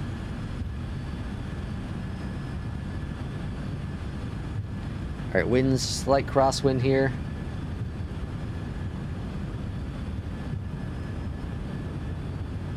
V1, rotate. Ready for departure. Runway 8 right. 08. Runway 08 right. You're up. Line up and wait. Line up and wait. Runway 08 right. Delta 2791. Holy smokes, folks. I'm not sure what's scarier, this departure or the other one. No, the other one is clear. Yeah, the other one is clear for departure for the most part. FedEx 1603 Heavy. Contact Atlanta. See you.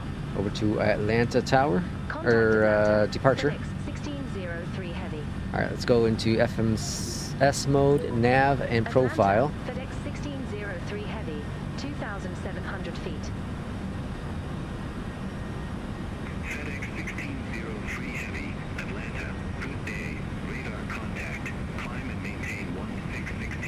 16,000. Climb and maintain 16,000. FedEx 1603 Bring heavy. that nose down a little bit more here. Okay. Stabilizer motion. Stabilizer.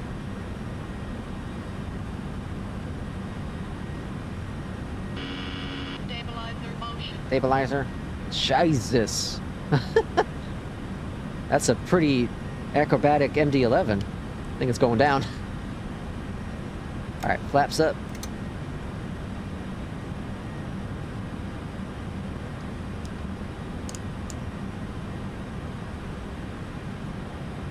Alright, took a little bit to get that speed up, but now we're cooking.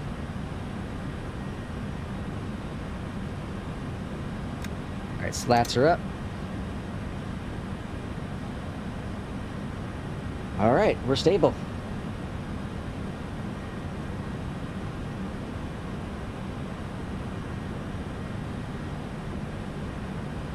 What was, I'm sorry, what was the VPN that we were talking about earlier? There's Nord, and then there was, what was the other? There's Express, but then what was the one that, is it RJ you were talking about? That you use? I'm gonna look them up. 16,000? Oh, we're going fast. Bring up that nose. Atlanta, Delta 2791. Good day, 1,500 feet.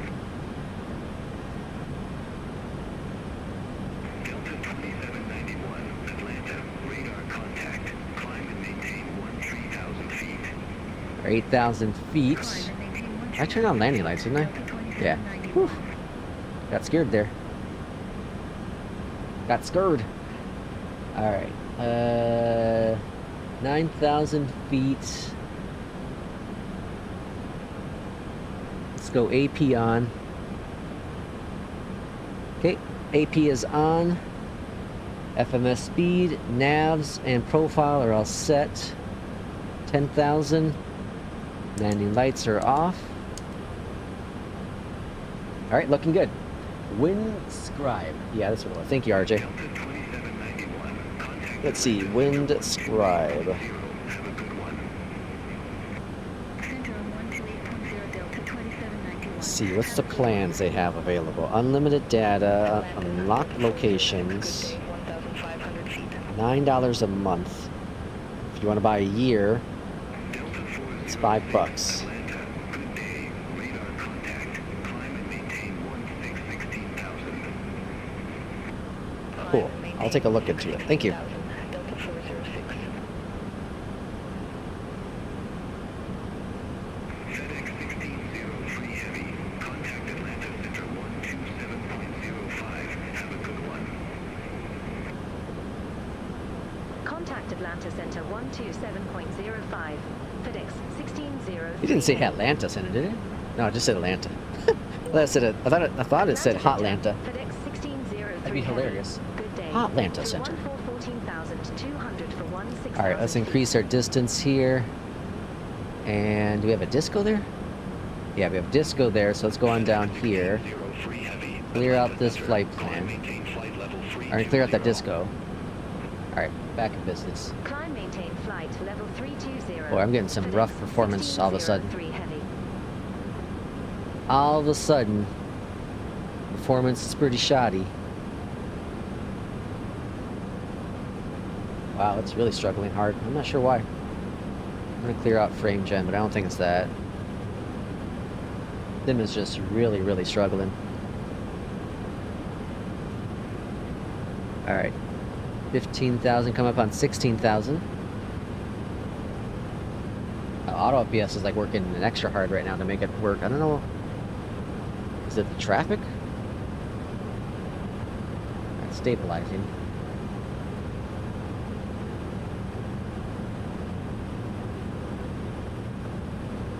I'm gonna turn off Beyondatc traffic, test out. Sometimes if you just do a refresh of the traffic, kind of solves the problem. So like now I'm getting like butter smooth connection or performance. Let me turn it back on. Alright. For whatever reason, sometimes you just gotta do that with Beyondatc.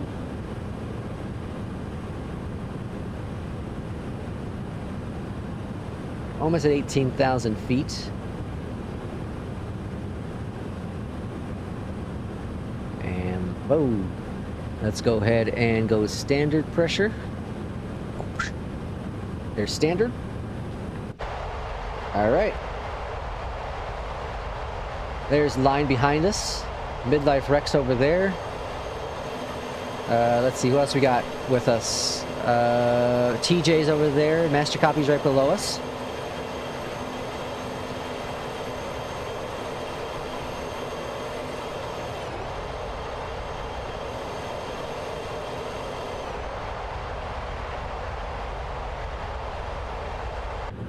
Very good. Very, very good.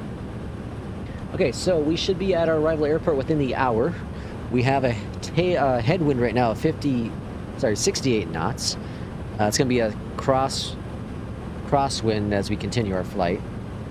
The weather in Indiana right now is pretty close to what we have right now, honestly. Crappy visibility, winds are 12 knots. So yeah, it's just going to be a crappy departure and a crappy arrival, which makes it a little bit entertaining, I guess, for those who are watching the stream. Master Copy says, I don't see no one. You don't see anyone, really? Multiplayer crap out for you too? Every so often it does that. I see all kinds of traffic around us. Wow, what is going on with... Alright, I'm just going to kill out Beyondatc traffic for a little bit. Let it just chill. It's loaded in something that's causing problems. So we'll let it just chillax for a little bit. I wonder if we could... That'd be cool if they can add a hot button to turn off traffic.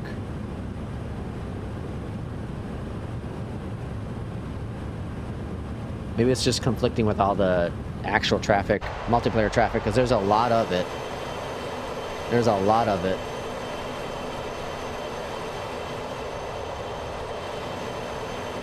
Man, this is gorgeous looking, though. Gorgeous looking. Maybe my settings are wrong. So, if you do group only, and if you do... So, there's two settings you have to make sure you don't do to see everyone. You have to do all, because if you only do live, that's only on the map, right? If you're on the map, which is crazy that they have that setting. But if you do live, it's going to be only those who are in live weather. And I'm in live weather right now, live weather. If you do group only, it's only those in your like friends list, I think. Those are the two board. So I always do all, and of course East. It works whenever multiplayer works. RJ says, yeah, for some reason, even dedicated freighters were built with Windows, then plugged. Really? I suppose, yeah. From a logistics standpoint, they just made all of them passenger versions and then plugged the Windows. Oh boy, watch out, line, watch out, line, watch out! Oh my gosh! All right, we're almost at cruise. We're at 26. Gonna be at 27 here in a second. TJ's finally in the air. Let's see. One person king to my right. One person king to your right. Oops, wrong button. Master Copy. You got Dragon, Turner, Swoop, Boomer, or sorry, Born, Boomer. I don't see the king, the one king. We see like different traffic. Are you on? You're on East, right? U.S. East. Master Copy. Well, you have to be because I see you. Yeah, you must have it set. You must have it set for either group or live. That's my guess. Are you using lifetime live weather? Master Copy? Lifetime live weather? Interesting. Yeah, I don't even see the king guy. The one king. Did you have a delay, TJ? TJ. Did you have a delay on your flight, TJ?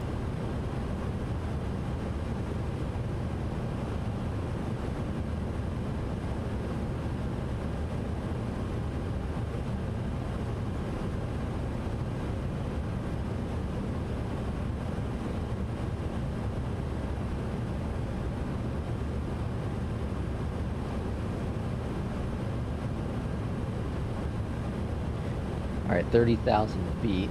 Master copy's gonna check. You can't. I don't think you can check it during the flight though. Well, yeah, you can check East server, but yeah, you would have to be East because I would see you. TJ's, yeah, and configured in real time. Okay.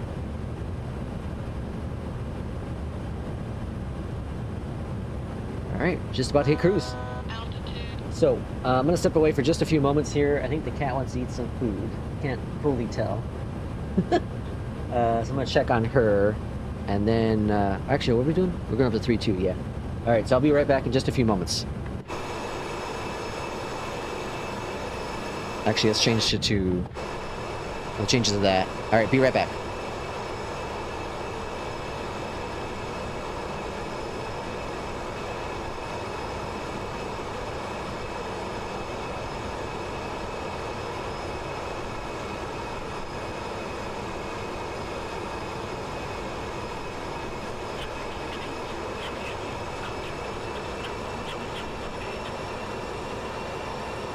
Contact Atlanta Center 133.8.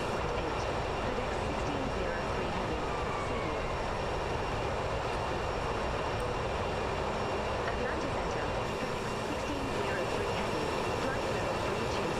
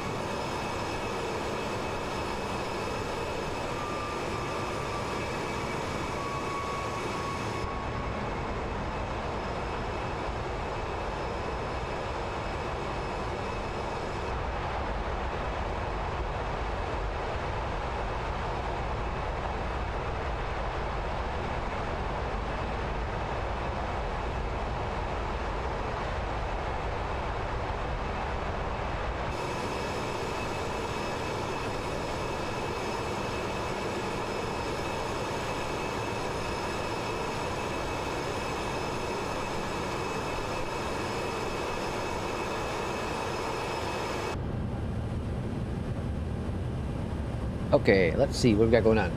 GJ says, I'm in the 747 freighter in a FedEx delivery, but I think it shows you as a 727. Well, it shows you as an MD-11.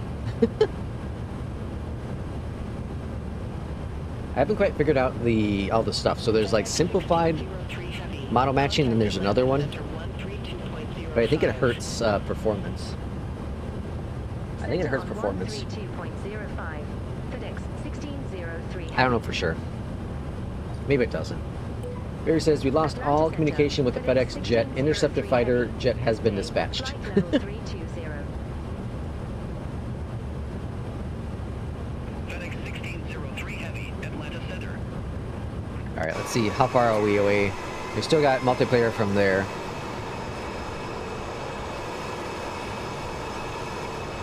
Yeah, it's like showing everyone an MD-11. I don't want to pause. If you pause, you can like lose points possibly. If like APL or NewSky detects it as a sim pause. So I try not to pause during flights. I don't want to lose my XP. I think this is flight number 19 with APL for me this week. I think it's 19.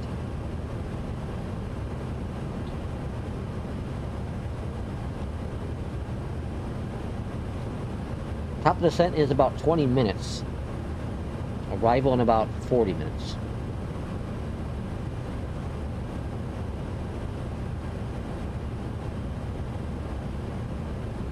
So I suppose we can go ahead and look at...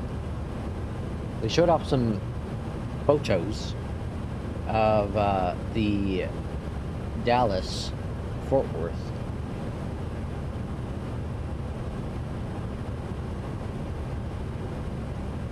So here it is.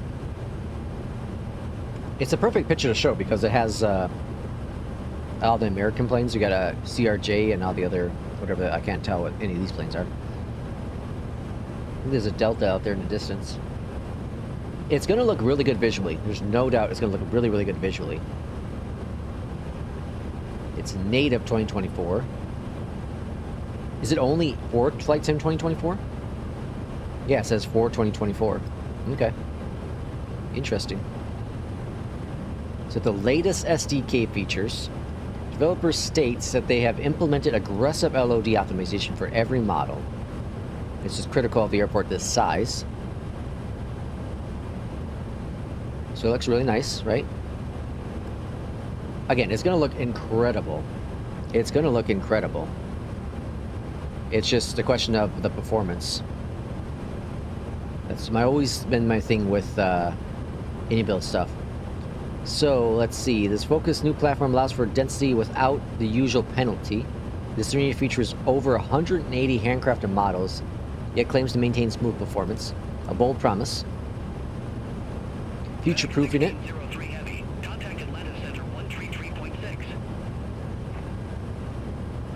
Contact Atlanta Center 133.6. FedEx 1603 Heavy.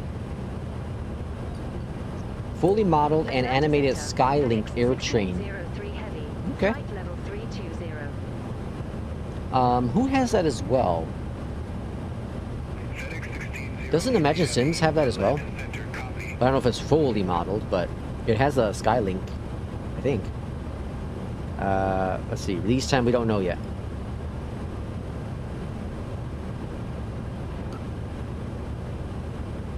There'll be plenty of, whenever this is showed off, of course, you're going to see it all over, you know, streamers, early access content creators, probably have it on, whatever, you know, I'm guessing they'll have it on Monday.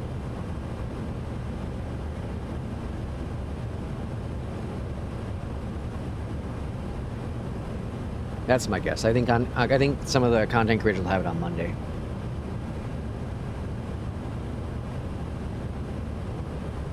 In my opinion, I think I've said this before. I don't think content creators should have access to any of these things beforehand.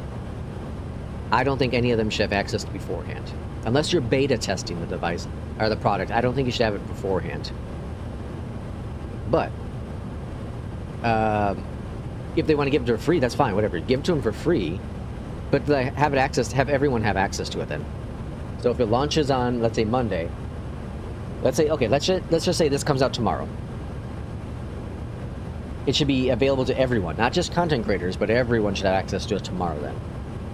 But again, if they want to give it to content creators for free, that's fine, whatever. Give it to it for free and let them showcase the product. But I feel like if you give it too early, you know, if you want to get an hour early, that's fine, whatever. But like, I feel like look at the PMDG situation. I know there was delayed because of, you know, they never get a date, but I know it got delayed because there were some issues that some of the content creators saw. But I felt that long of a delay was just crazy. People got less excited about the plane, right? In this case, we're talking about something even smaller, which is an airport. And like, I'll likely get it. It's about a 95% chance I'll get it. Because honestly, here's the reason why I'm even considering getting it. And it's simply because of grass, the lack of grass at the Imagine Sim DFW. The default Dallas isn't bad. It's not bad at all. But obviously this is going to be substantially better. It is funny that they're showing so many pictures, or so many images of a plane and not the airport. But either way, I think it's going to be a fine airport. It's going to be fine. It's just going to be obviously the question of performance. But they claim that, you know, they've done a lot of work to the performance optimization. So level LOD optimization for every model, ensuring the best performance possible. Best performance possible. Remember that when it comes out. Use of the latest SDK features for optimal performance and smooth performance. Or experience, sorry, smooth experience. True to life taxi signs. Full any manager custom compatibility aligned for easy configuration for optimal performance. A lot of optimal performance in there. It has me scared. We'll see what happens. We'll see. There's TJ next to us. Midlife Rex is over here, and then I think our great friend Master Copy, yep, right back there still. 20 nautical miles behind us, not bad. Did you do like time acceleration, TJ? Alright, so our top of descent is in about 17 minutes. Top of descent, 17 minutes. We're expecting runway 5 right, so I'm going to start preparing for that. I have traffic turned off with Beyondatc just because we have so much traffic going on now. Looks like we lost that traffic behind us. So let me go ahead and turn it on again now. And let's see if the performance is better. TJ says yes, he did use time acceleration. Gotcha. 5 right. Alright, ILS is 11:15. I'll use my stream deck for that. 11:15. Got that. 11115. The minimums are what? Minimums are 991. So we're gonna put in 990.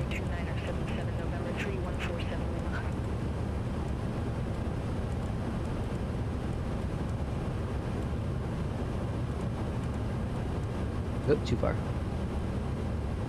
Alright, 990 in the box. Cool. We're good to go. Good to roll. You're too far behind. Yeah, sorry. Sorry, I kind of got rolling with it a little faster than I thought I was going to. Although, weren't we on the ground for a little bit longer because of the technical issues? Alright, looks like Beyondatc traffic's figured this out. I think it was just all the multiplayer traffic. One thing I wish that they would add to Flow is the multiplayer on and off button from 2020. There's still no way to do that, right? Online. Animate flow, what the hell is that? Animate zoom. Oh, I'm not sure what that is. Yeah, there's still no way, it looks like, to do the multiplayer stuff. They have that in 2020. Settings. No, it's delete. What is that actually? What does that do? Oh, that's just that. Okay. Nameplates, dev mode. Nameplates, just nameplates, yeah.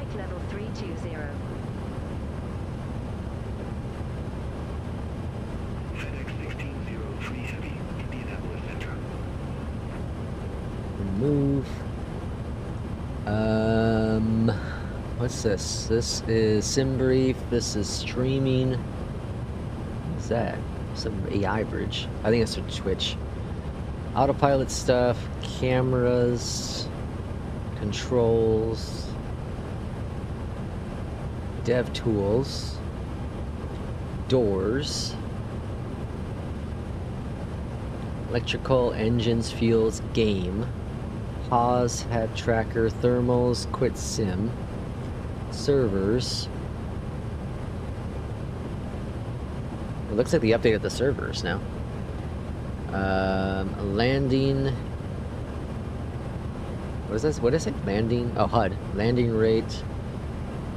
Wind. Ultimate Dead Reckoning. What the hell is that? What is Ultimate Dead Reckoning? I'm not touching it. I'm concerned now. Lights, Msfs panels. Position. Radios. Streaming. time of day, utilities, weather. Yeah. There's no multiplayer thing. I found one on FlightSim.to, but I guess it's only for 2020. I would like there to be the multiplayer thing you can add still. Let me see if I can find one on FlightSim.to.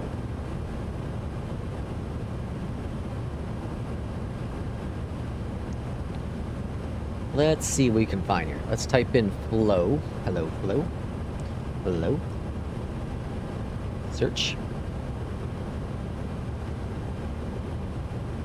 I'm gonna put my altitude here as well, so don't forget. Where are we going to? Indiana, so it's probably 6,000. Alright, 6,000 blocks. Alright, so we got flow here. Let's see, let's go to new first. Search. Okay, so we got METAR, uncover, low info bar.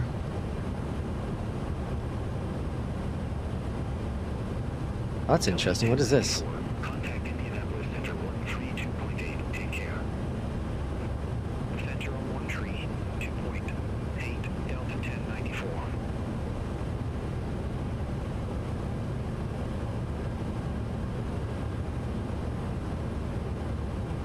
Oh, nothing I really care about. I thought it was something else. Let's see, we have we got a checklist flow. How is this? What is this checklist flow thing? It's like a completely customizable checklist? Or is this launches up another program? Yeah, this is launched up another program. I don't care about that. Okay. These are a year old now. 2 years old, 1 year old. Yeah. There's no multiplayer one.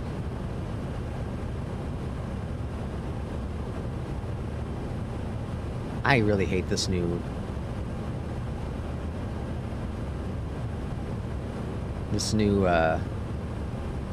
flow. Search menu thingy for FlightSim.to. This never seems to work the way I want it to. Flow Pro widgets. Alright, let's try searching through here. Recent releases. Alright, here we go. So overhead bins, METARs, uncovers, 10 months ago. Yeah, so yeah, there's no multiplayer. Because I think I'd searched in here before, multiplayer. And I think I downloaded one, but it didn't work. Nope. Oh, I typed in multiplayer then? Alright, let's try this. Storm Dakota, welcome in. Yeah, here we go. Toggle, but this is, again, this is 3 years old. I think this is only for 2020. Must have plugin, yeah.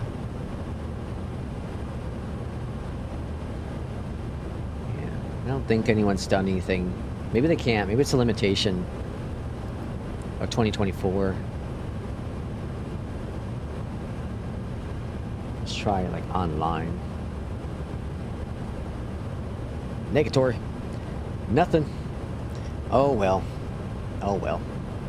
Okay, let's go ahead and zoom on in here a little bit, and how we sit in top descent will be in about 8 minutes. I don't see it anywhere. Right here? It might be right there. Storm Dakota said it flew from Orlando, Louisville, Kentucky. Can't take off to fly from Louisville. You can't take off to fly Louisville to New York? What happened? Weather issues? I know Memphis get hit hard.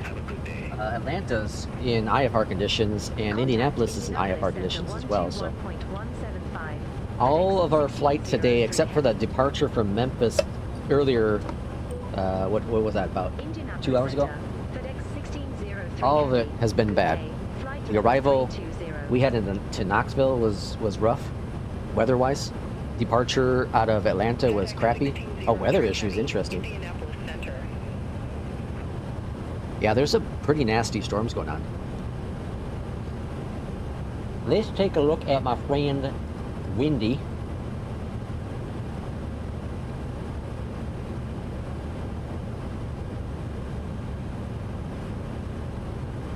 So this is windy, windy.com. Very nice. You can see wind, but you can also see like satellite imagery and radar and stuff like that. So we look at the radar. Here's a nasty storm.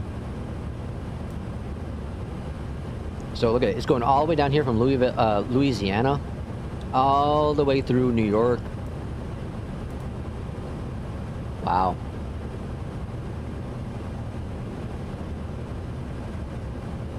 Got a little bit of snow in Chicagoland.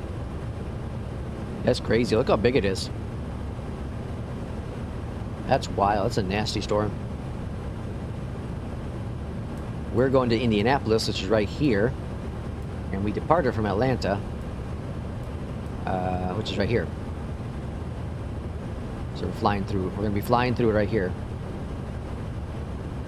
And if you go into, what's the other one here? There's rain and thunder. So we got thunderstorms down here in Tennessee. So yeah, there's Nashville. This is where we landed earlier, in Knoxville.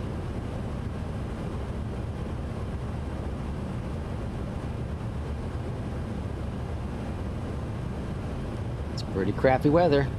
There's Memphis, where we landed earlier, or departed from earlier.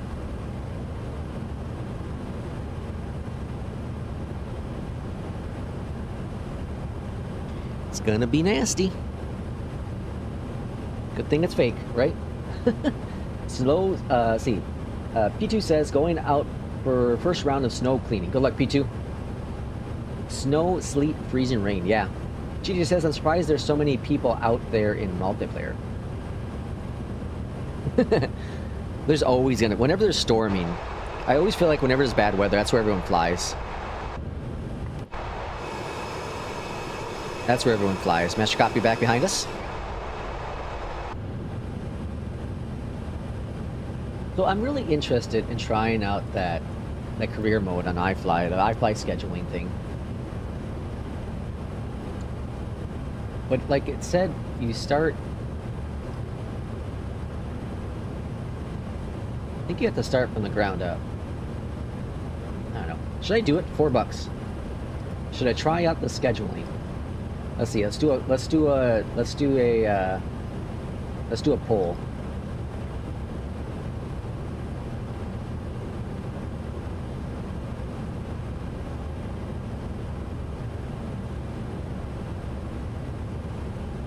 Whoops.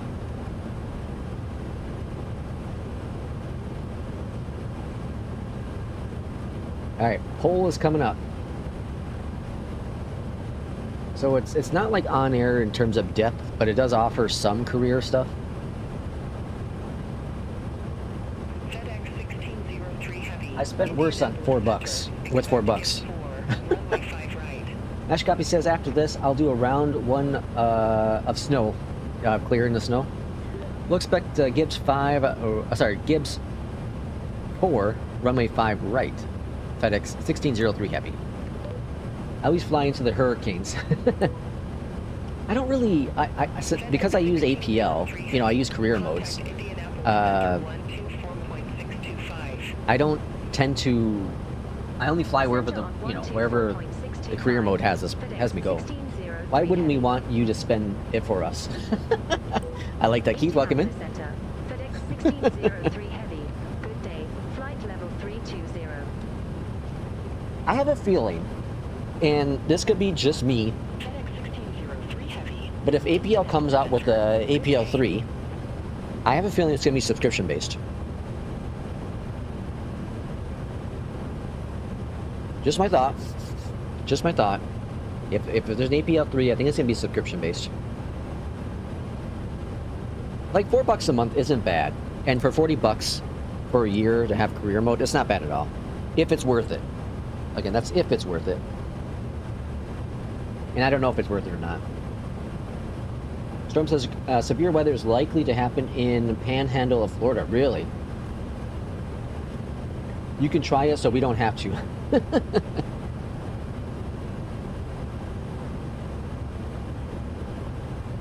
I wonder how aggressive, like there's no trial or anything. That's the thing.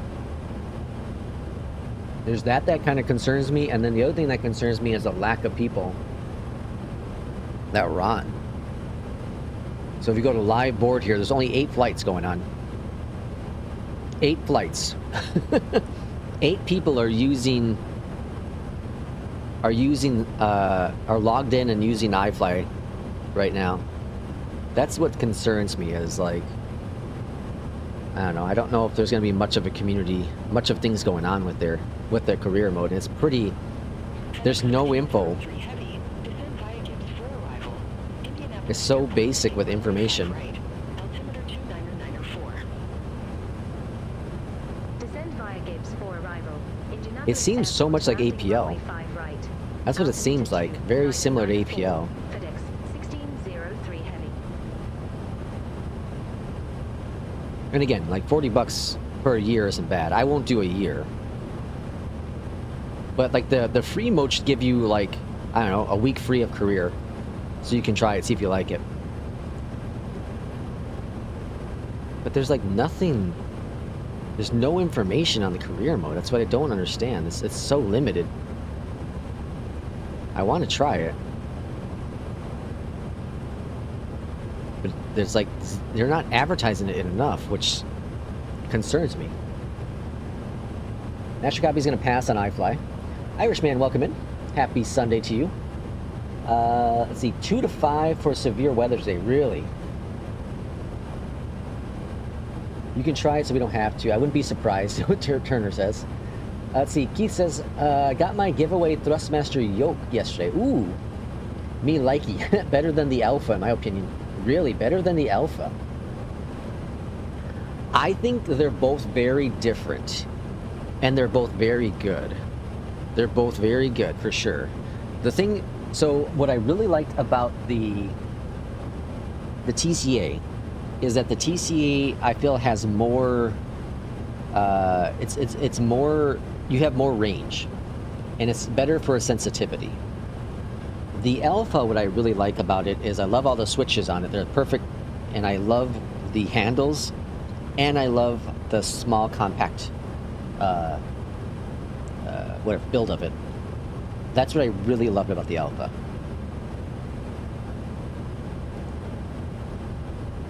I absolutely love, though, the Moza.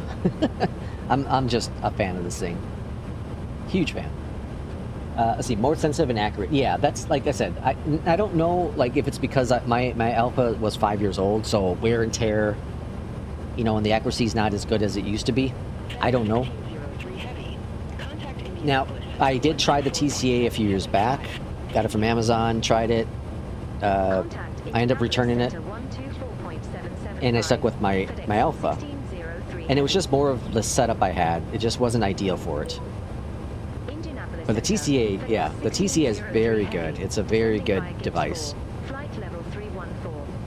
The thing is, the TCA is like $400. The Alpha is like, what, $250 or $300? So the Alpha is cheaper. And you get an awful lot with that Alpha, though. Like, I will recommend the Alpha all day, all night. Both the Alpha and the Bravo. I will recommend them to the end of time, because they're both very good devices. Very, very good devices.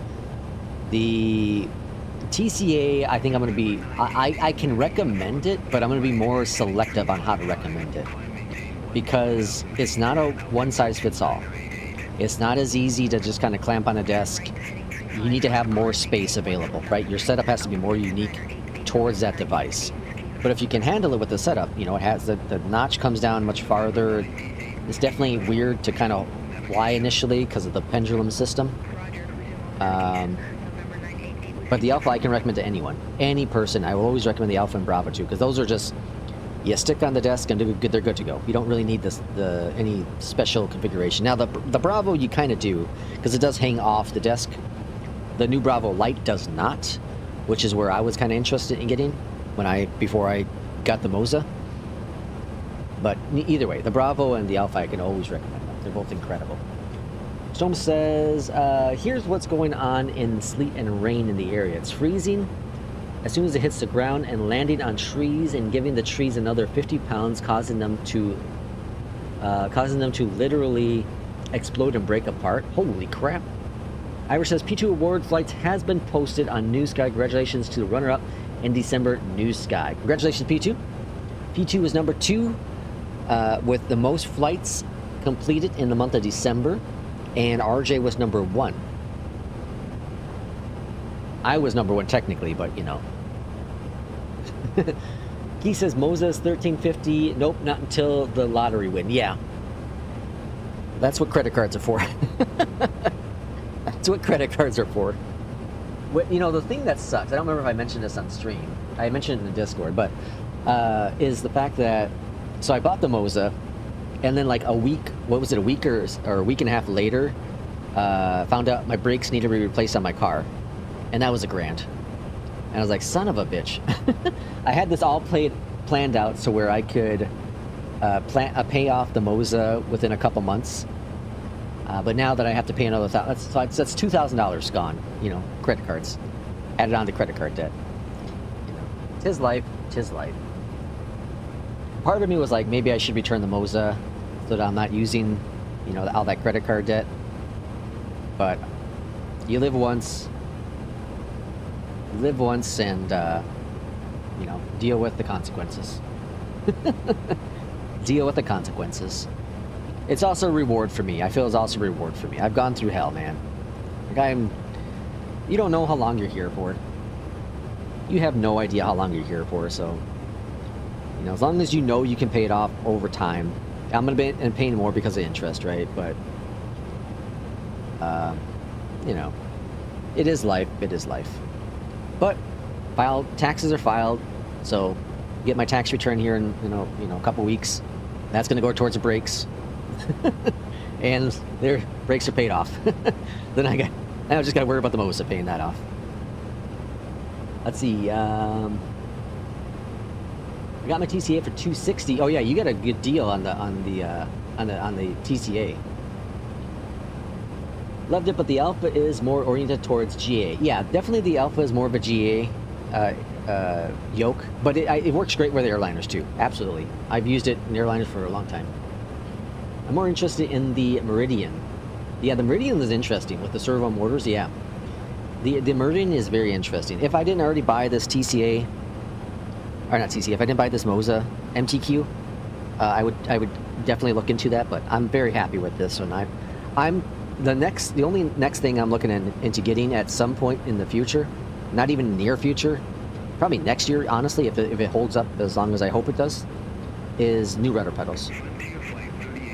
I'm very happy with my Turtlebeach ones, but if I start seeing any kind of major wear and tear that's causing issues, then that'll be my next upgrade. But hopefully not anytime soon, because I have no money. RJ was flying a machine. He says that's $1,000 could have got you a trip to Amsterdam. Yeah, that would have been really cool.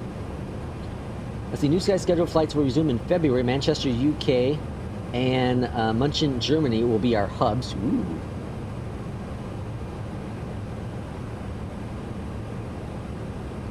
I'll do a couple of those. I don't get to fly in Germany or UK very often. Like FedEx has some flights out of there. I don't fly there very often. Alright, let's go into standard. And we're going to go to altimeter of 29904. That's set. Runways are set as well. So we should be good to go here.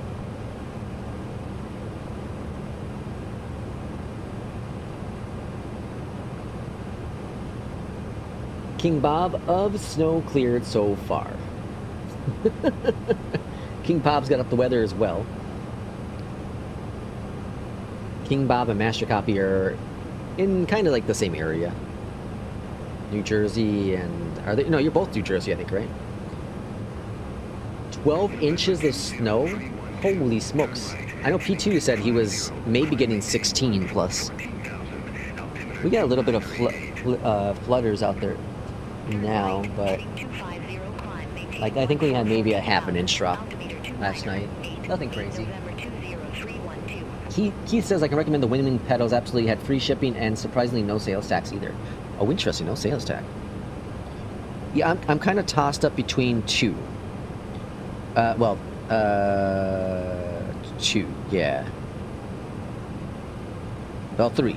I'm kind of thrown up between three, thrown up, tossed up between the three pedals. And again, it all depends on, you know, when mine eventually start to show signs of issues, which again, I hope not anytime soon. And that is the wind control, the Honeycomb Charlie, and the Moza. Those are the kind of three my eyes are on. And I'm hoping that all three of them will be demoed at the expo, on demo at the expo, so that I could go there and try them out. That's what I'm hoping. I'm in the Hudson Valley. Oh yeah, Master Copy's in the Hudson Valley. Let's see. Tip of Rhode Island is going to get 20 inches. Oh boy. The ocean's going to freeze. Yeah, that's awful. That's an awful lot of snow. And RJ recently got the Charlies for $280. That's a steal. I saw Amazon had them on sale recently too. Again, if I had any wear and tear in mine, I would try to find a way to get them, but like I can definitely sell a couple things yet. I'm still tossed up with the Moza R3. I haven't used it. I haven't used it in a while. I still have not removed the Moza yoke off my desk since I bought it, which I bought it on December 17th. It's been on my desk for 5 weeks now. I have not removed it off the desk. Because I've been just flying. I haven't done anything else. I don't even have the Moza racing software installed right now. So I need to decide if I'm going to keep that or not. I bought it for the NASCAR game, and I thought I was going to I thought I was going to play it more, but I don't. I played it a lot when it came out, and then I just lost my interest, I guess. I won my championship, and then I got lost my interest. I completed my goal in life, I guess. Let's see, they're very nice, is what RJ says. Charlies are huge, noisy apparently, and more money than the wind control. Yeah, they definitely are more money. I saw that. Like I said, I need to feel them in person, I think. I need to feel them in person. I know Micro Center has them, the Charlies. So I can always walk into Micro Center. I'm sure they're gonna get the. I'm sure they'll get the rudder pedals at some point too. I like to buy them from Micro Center because then I can do the, well, one, the return policy, but two, the warranty, the extended warranty. So if something does happen, I can just walk in there and get new ones or get replacement ones. You know, it's something else for money back. The Bravo is the best honeycomb product, methinks. Yeah, the Bravo is incredible. It is amazing. Been sitting here at the terminal in Louisville waiting for a pushback. Been almost an hour and 20 minutes. Holy smokes. An hour and 20 minutes. You talking about in a sim or IRL? Like IRL waiting for pushback, or in the sim? All right, 10,000 feet.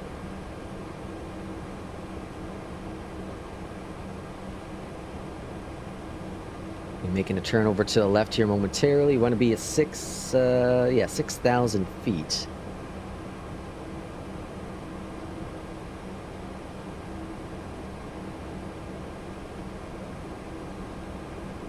Oh, in the sim, okay. Just good. Just take off, Dakota. Get her done.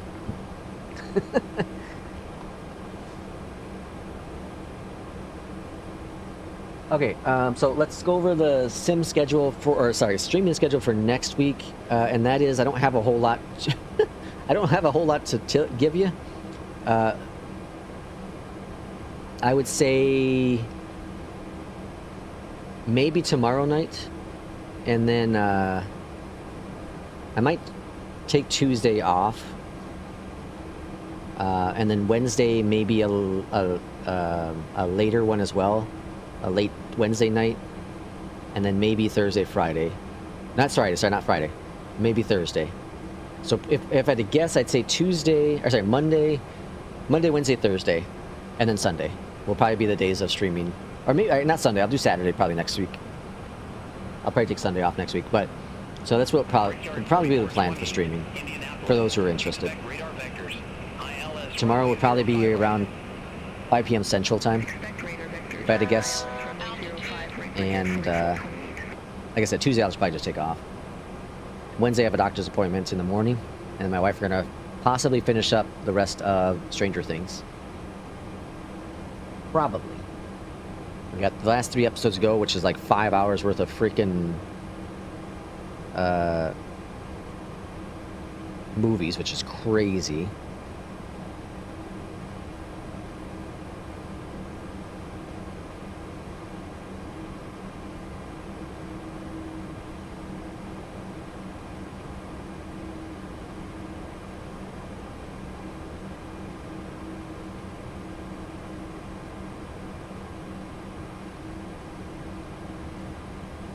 Alright, here's our 6,000.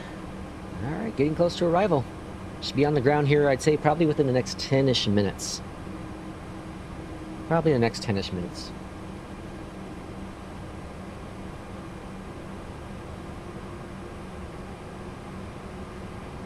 Indianapolis, Brickyard 3677. Mashcop, I just got your DM. I just saw your DM, so yes, I'll do that for you. Brickyard 3677, Indianapolis departure. Radar contact. Clear direct MERS. Resume the MERS 7. Climb maintain 1010,000. Clear direct mirrors. Resume the mirror 7. Climb maintain 1010,000. Brickyard 3677.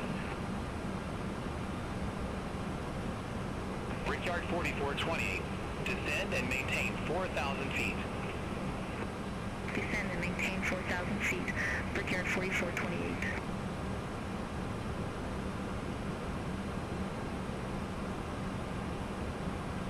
Okay. Yeah, well, I'll show you here on stream too. I'll show you on stream as well. I can screenshot it to you as well, but I'll send it to you. I'll show you on stream, and then I'll send you a screenshot, just so you have that for reference as well. Okay, so we should be swinging over to the right in just a little bit. Tornado watch has been issued for Alabama, Florida, and Georgia until 6 p.m. Wow.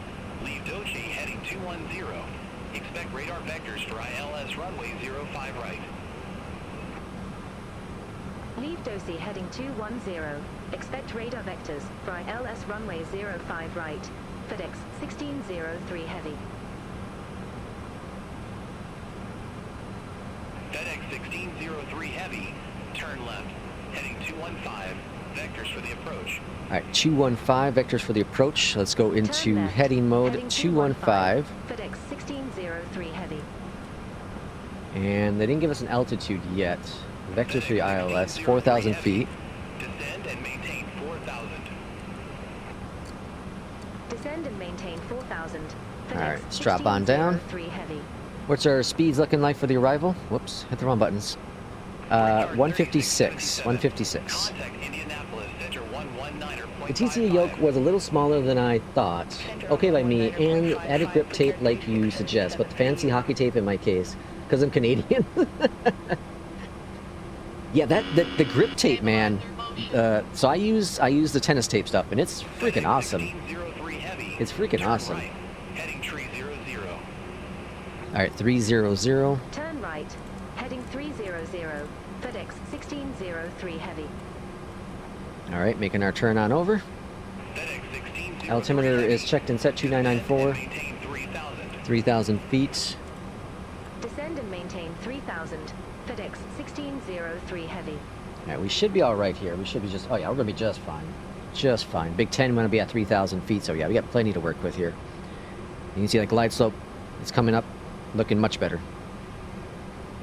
Brickyard 4428. All right, so crappy weather here in Indiana, or Indianapolis, sorry, 11 knots. Visibility is trash. Temperature is 12.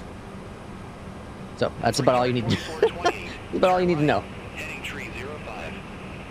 I'm no weatherman, but I'm telling you, it's pretty crappy.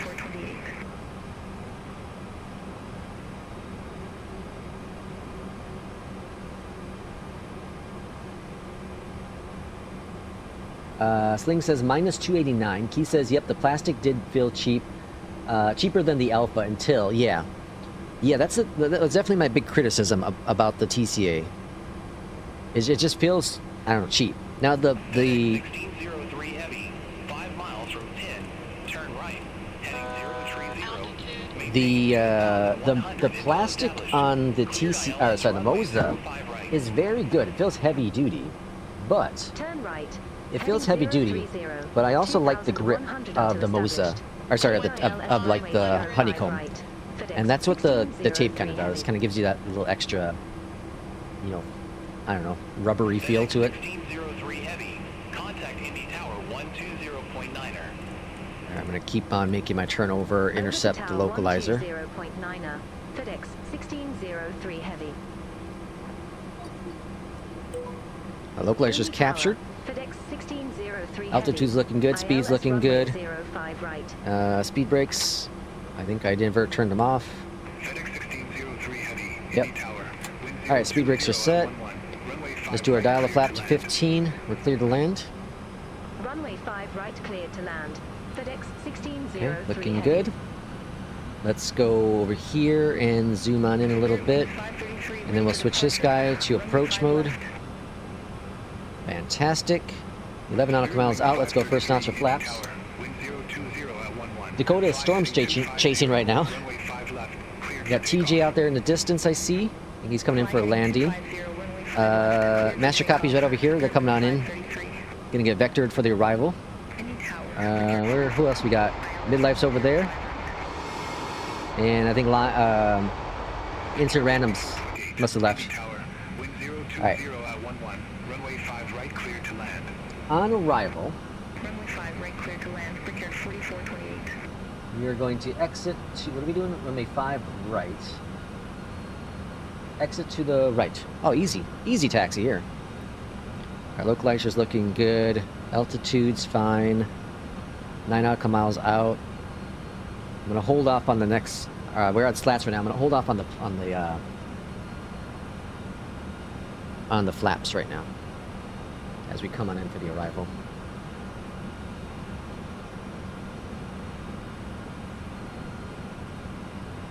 Light soap's coming on in. See the diamond slowly moving on down. Yeah, it's definitely, I think, Atlanta just had so much multiplayer traffic, and then throwing in Beyondatc traffic, it just was too much for my system to hold it. So I have traffic back on now. Performance is very good. All right, let's go flaps 15. I'm thinking about starting up a weather coverage stream. Ooh, that'd be interesting. You should do it. Do it. Have fun with it. If that's what your interest is, man, do it. The only person to stop you is yourself.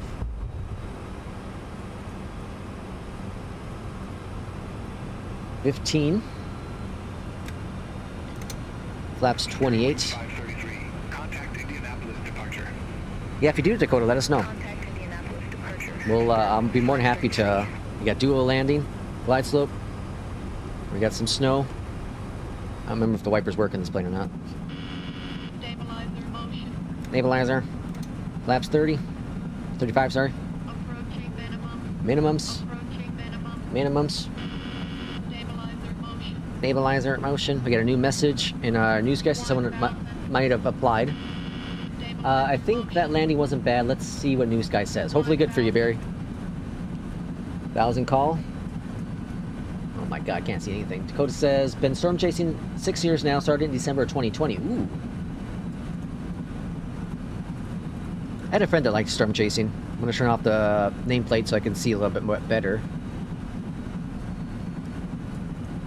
Now this glide slope brings us a little bit higher than I'd like, so hopefully we can get some pappies. Stabilizer motion. See what the heck's going on.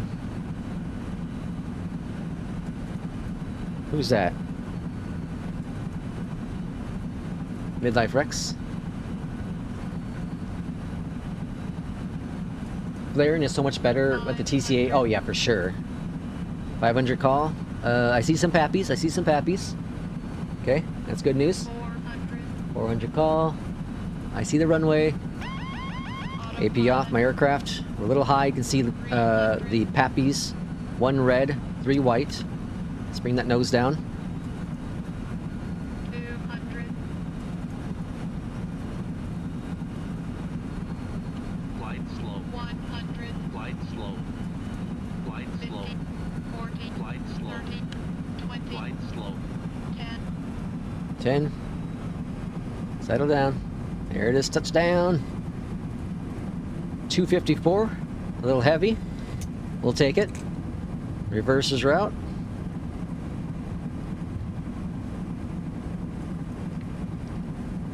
Very, very good. AJ's on the ground, midlife's on the ground. Master copy will be next. We'll see if we can watch master copy coming in for the arrival.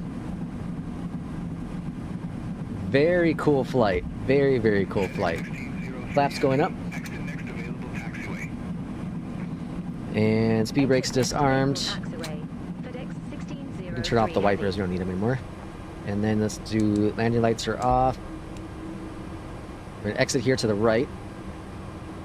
Ice detected. Really? Ice detected? Would never have thought. How'd you all do? How'd your landing go, TJ? How about yours, Kubi? We'll park on over and then we'll, hopefully you can see master copy come in. Let's see how far he is. He's 12 nautical miles out. We got some time. We got some time. All right, let's go over here and park. Contact ground 121.9er. I always love watching y'all landing. It's so cool. It looks like multiplayer's better now since they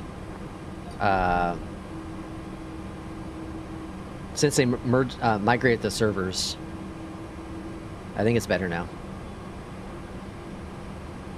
Thank you all for flying with me. This is fun. Much appreciated. It's always cool to have y'all fly with. I know my flights are so random with when I stream and where and all that jazz, but I do appreciate you coming in and flying with me. So much fun. Runway 5 left taxi via Tango, Bravo, Bravo, 12 Brickyard 3550. November 812 Sierra Alpha. Alright, we're gonna park. Alright, can brake is set. GPU chocks good. APU on. Engine cutoffs. Runway 5 left taxi via Mike, Juliet, November, Hotel, Romeo, Echo, Tango, Bravo, Bravo, 12 November 812 Sierra Alpha. I just realized I don't think I have a drone cam working. Let me see. Chase plane. Drone.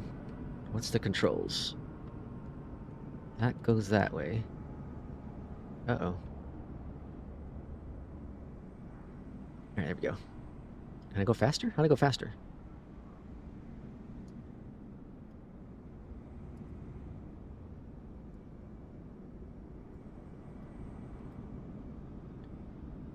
Preferences.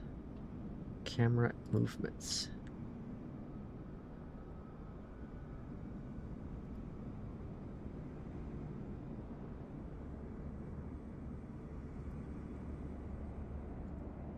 Do we change it in here still? Drone speed? Oh, it keeps changing that. No. Not quite sure how to change the speed. He's 8 nautical miles out, so we might have some time. Okay, let's see what we got chat here. Flaring is so much better with the TCA, so precise. Yeah, the pendulum baby, but absolutely no doubt someday I'll be all force feedback. Yes, jealous. But my free TCA scratched my itch. Oh yeah, for sure. An 832 Barry had, very nice. Let's see. It says hard landing, -600. Oh really? Let's see. You get to do a Moza durability text for us, so we don't have to. I don't know how to speed this up, so kind of just gotta deal with it, I guess.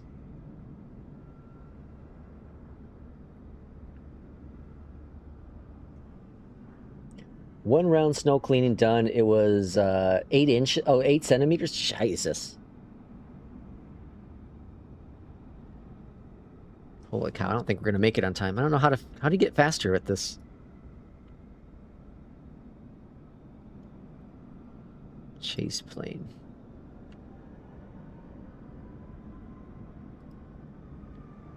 Fly by nearest runway.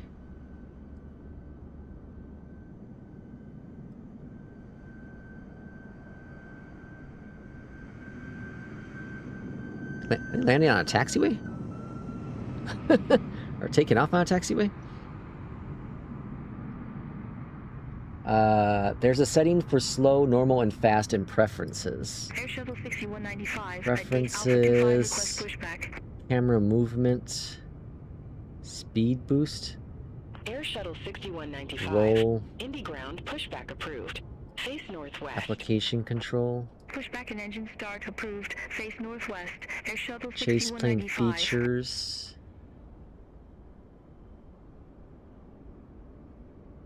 And camera actions. Oh, here we go. Slow camera control, normal and fast. I don't have anything.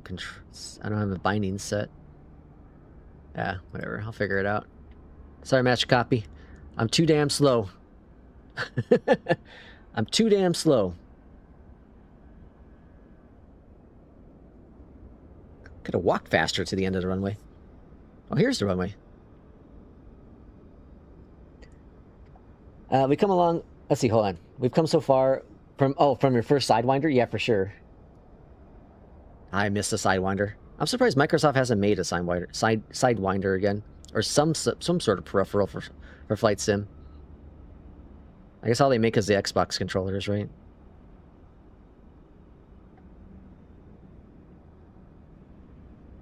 What a stormy, gloomy day.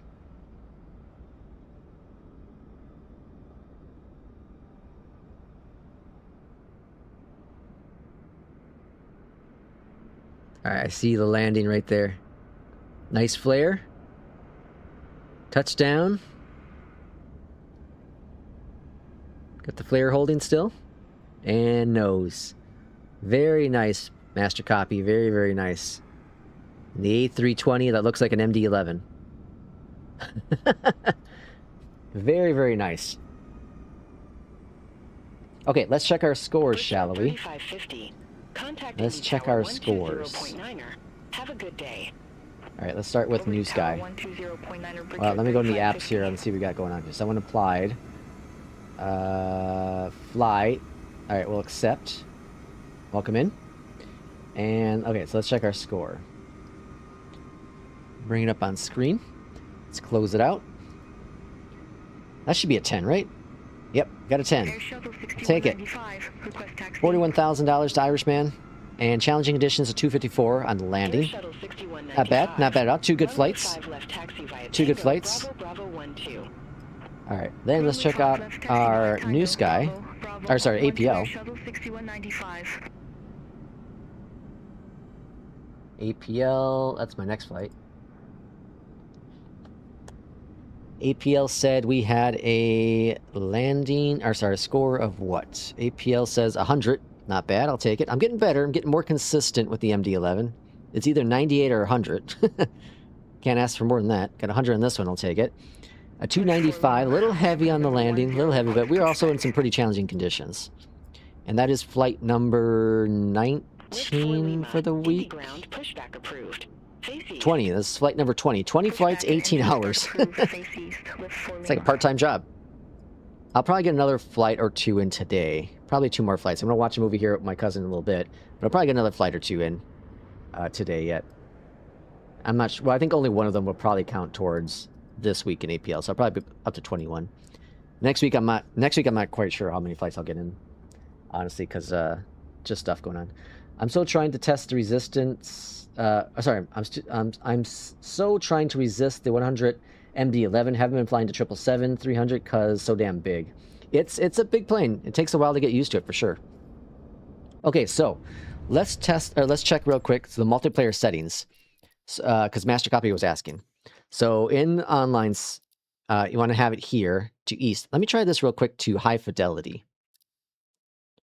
It's going to reduce performance though. I don't want to do that. There's simplified and there's high fidelity. Well, let's try it really quick. Let's see if high fidelity changes the models.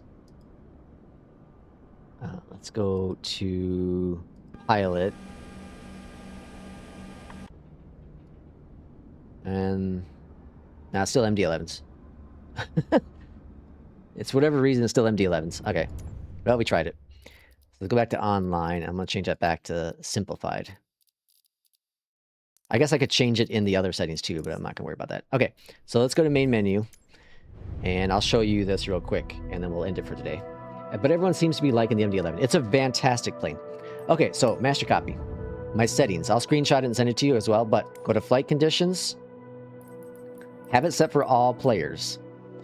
I think group is only for multiplayers. I'm not quite sure for 100% on that one, but have it set for all players. And then this will show everyone that's on live weather as well. So, and this is right here. Live players only available if you don't change the time of day, but all players. So just make sure this is on all players. And I'll send you the screenshot of that here, so you have it. Master copy.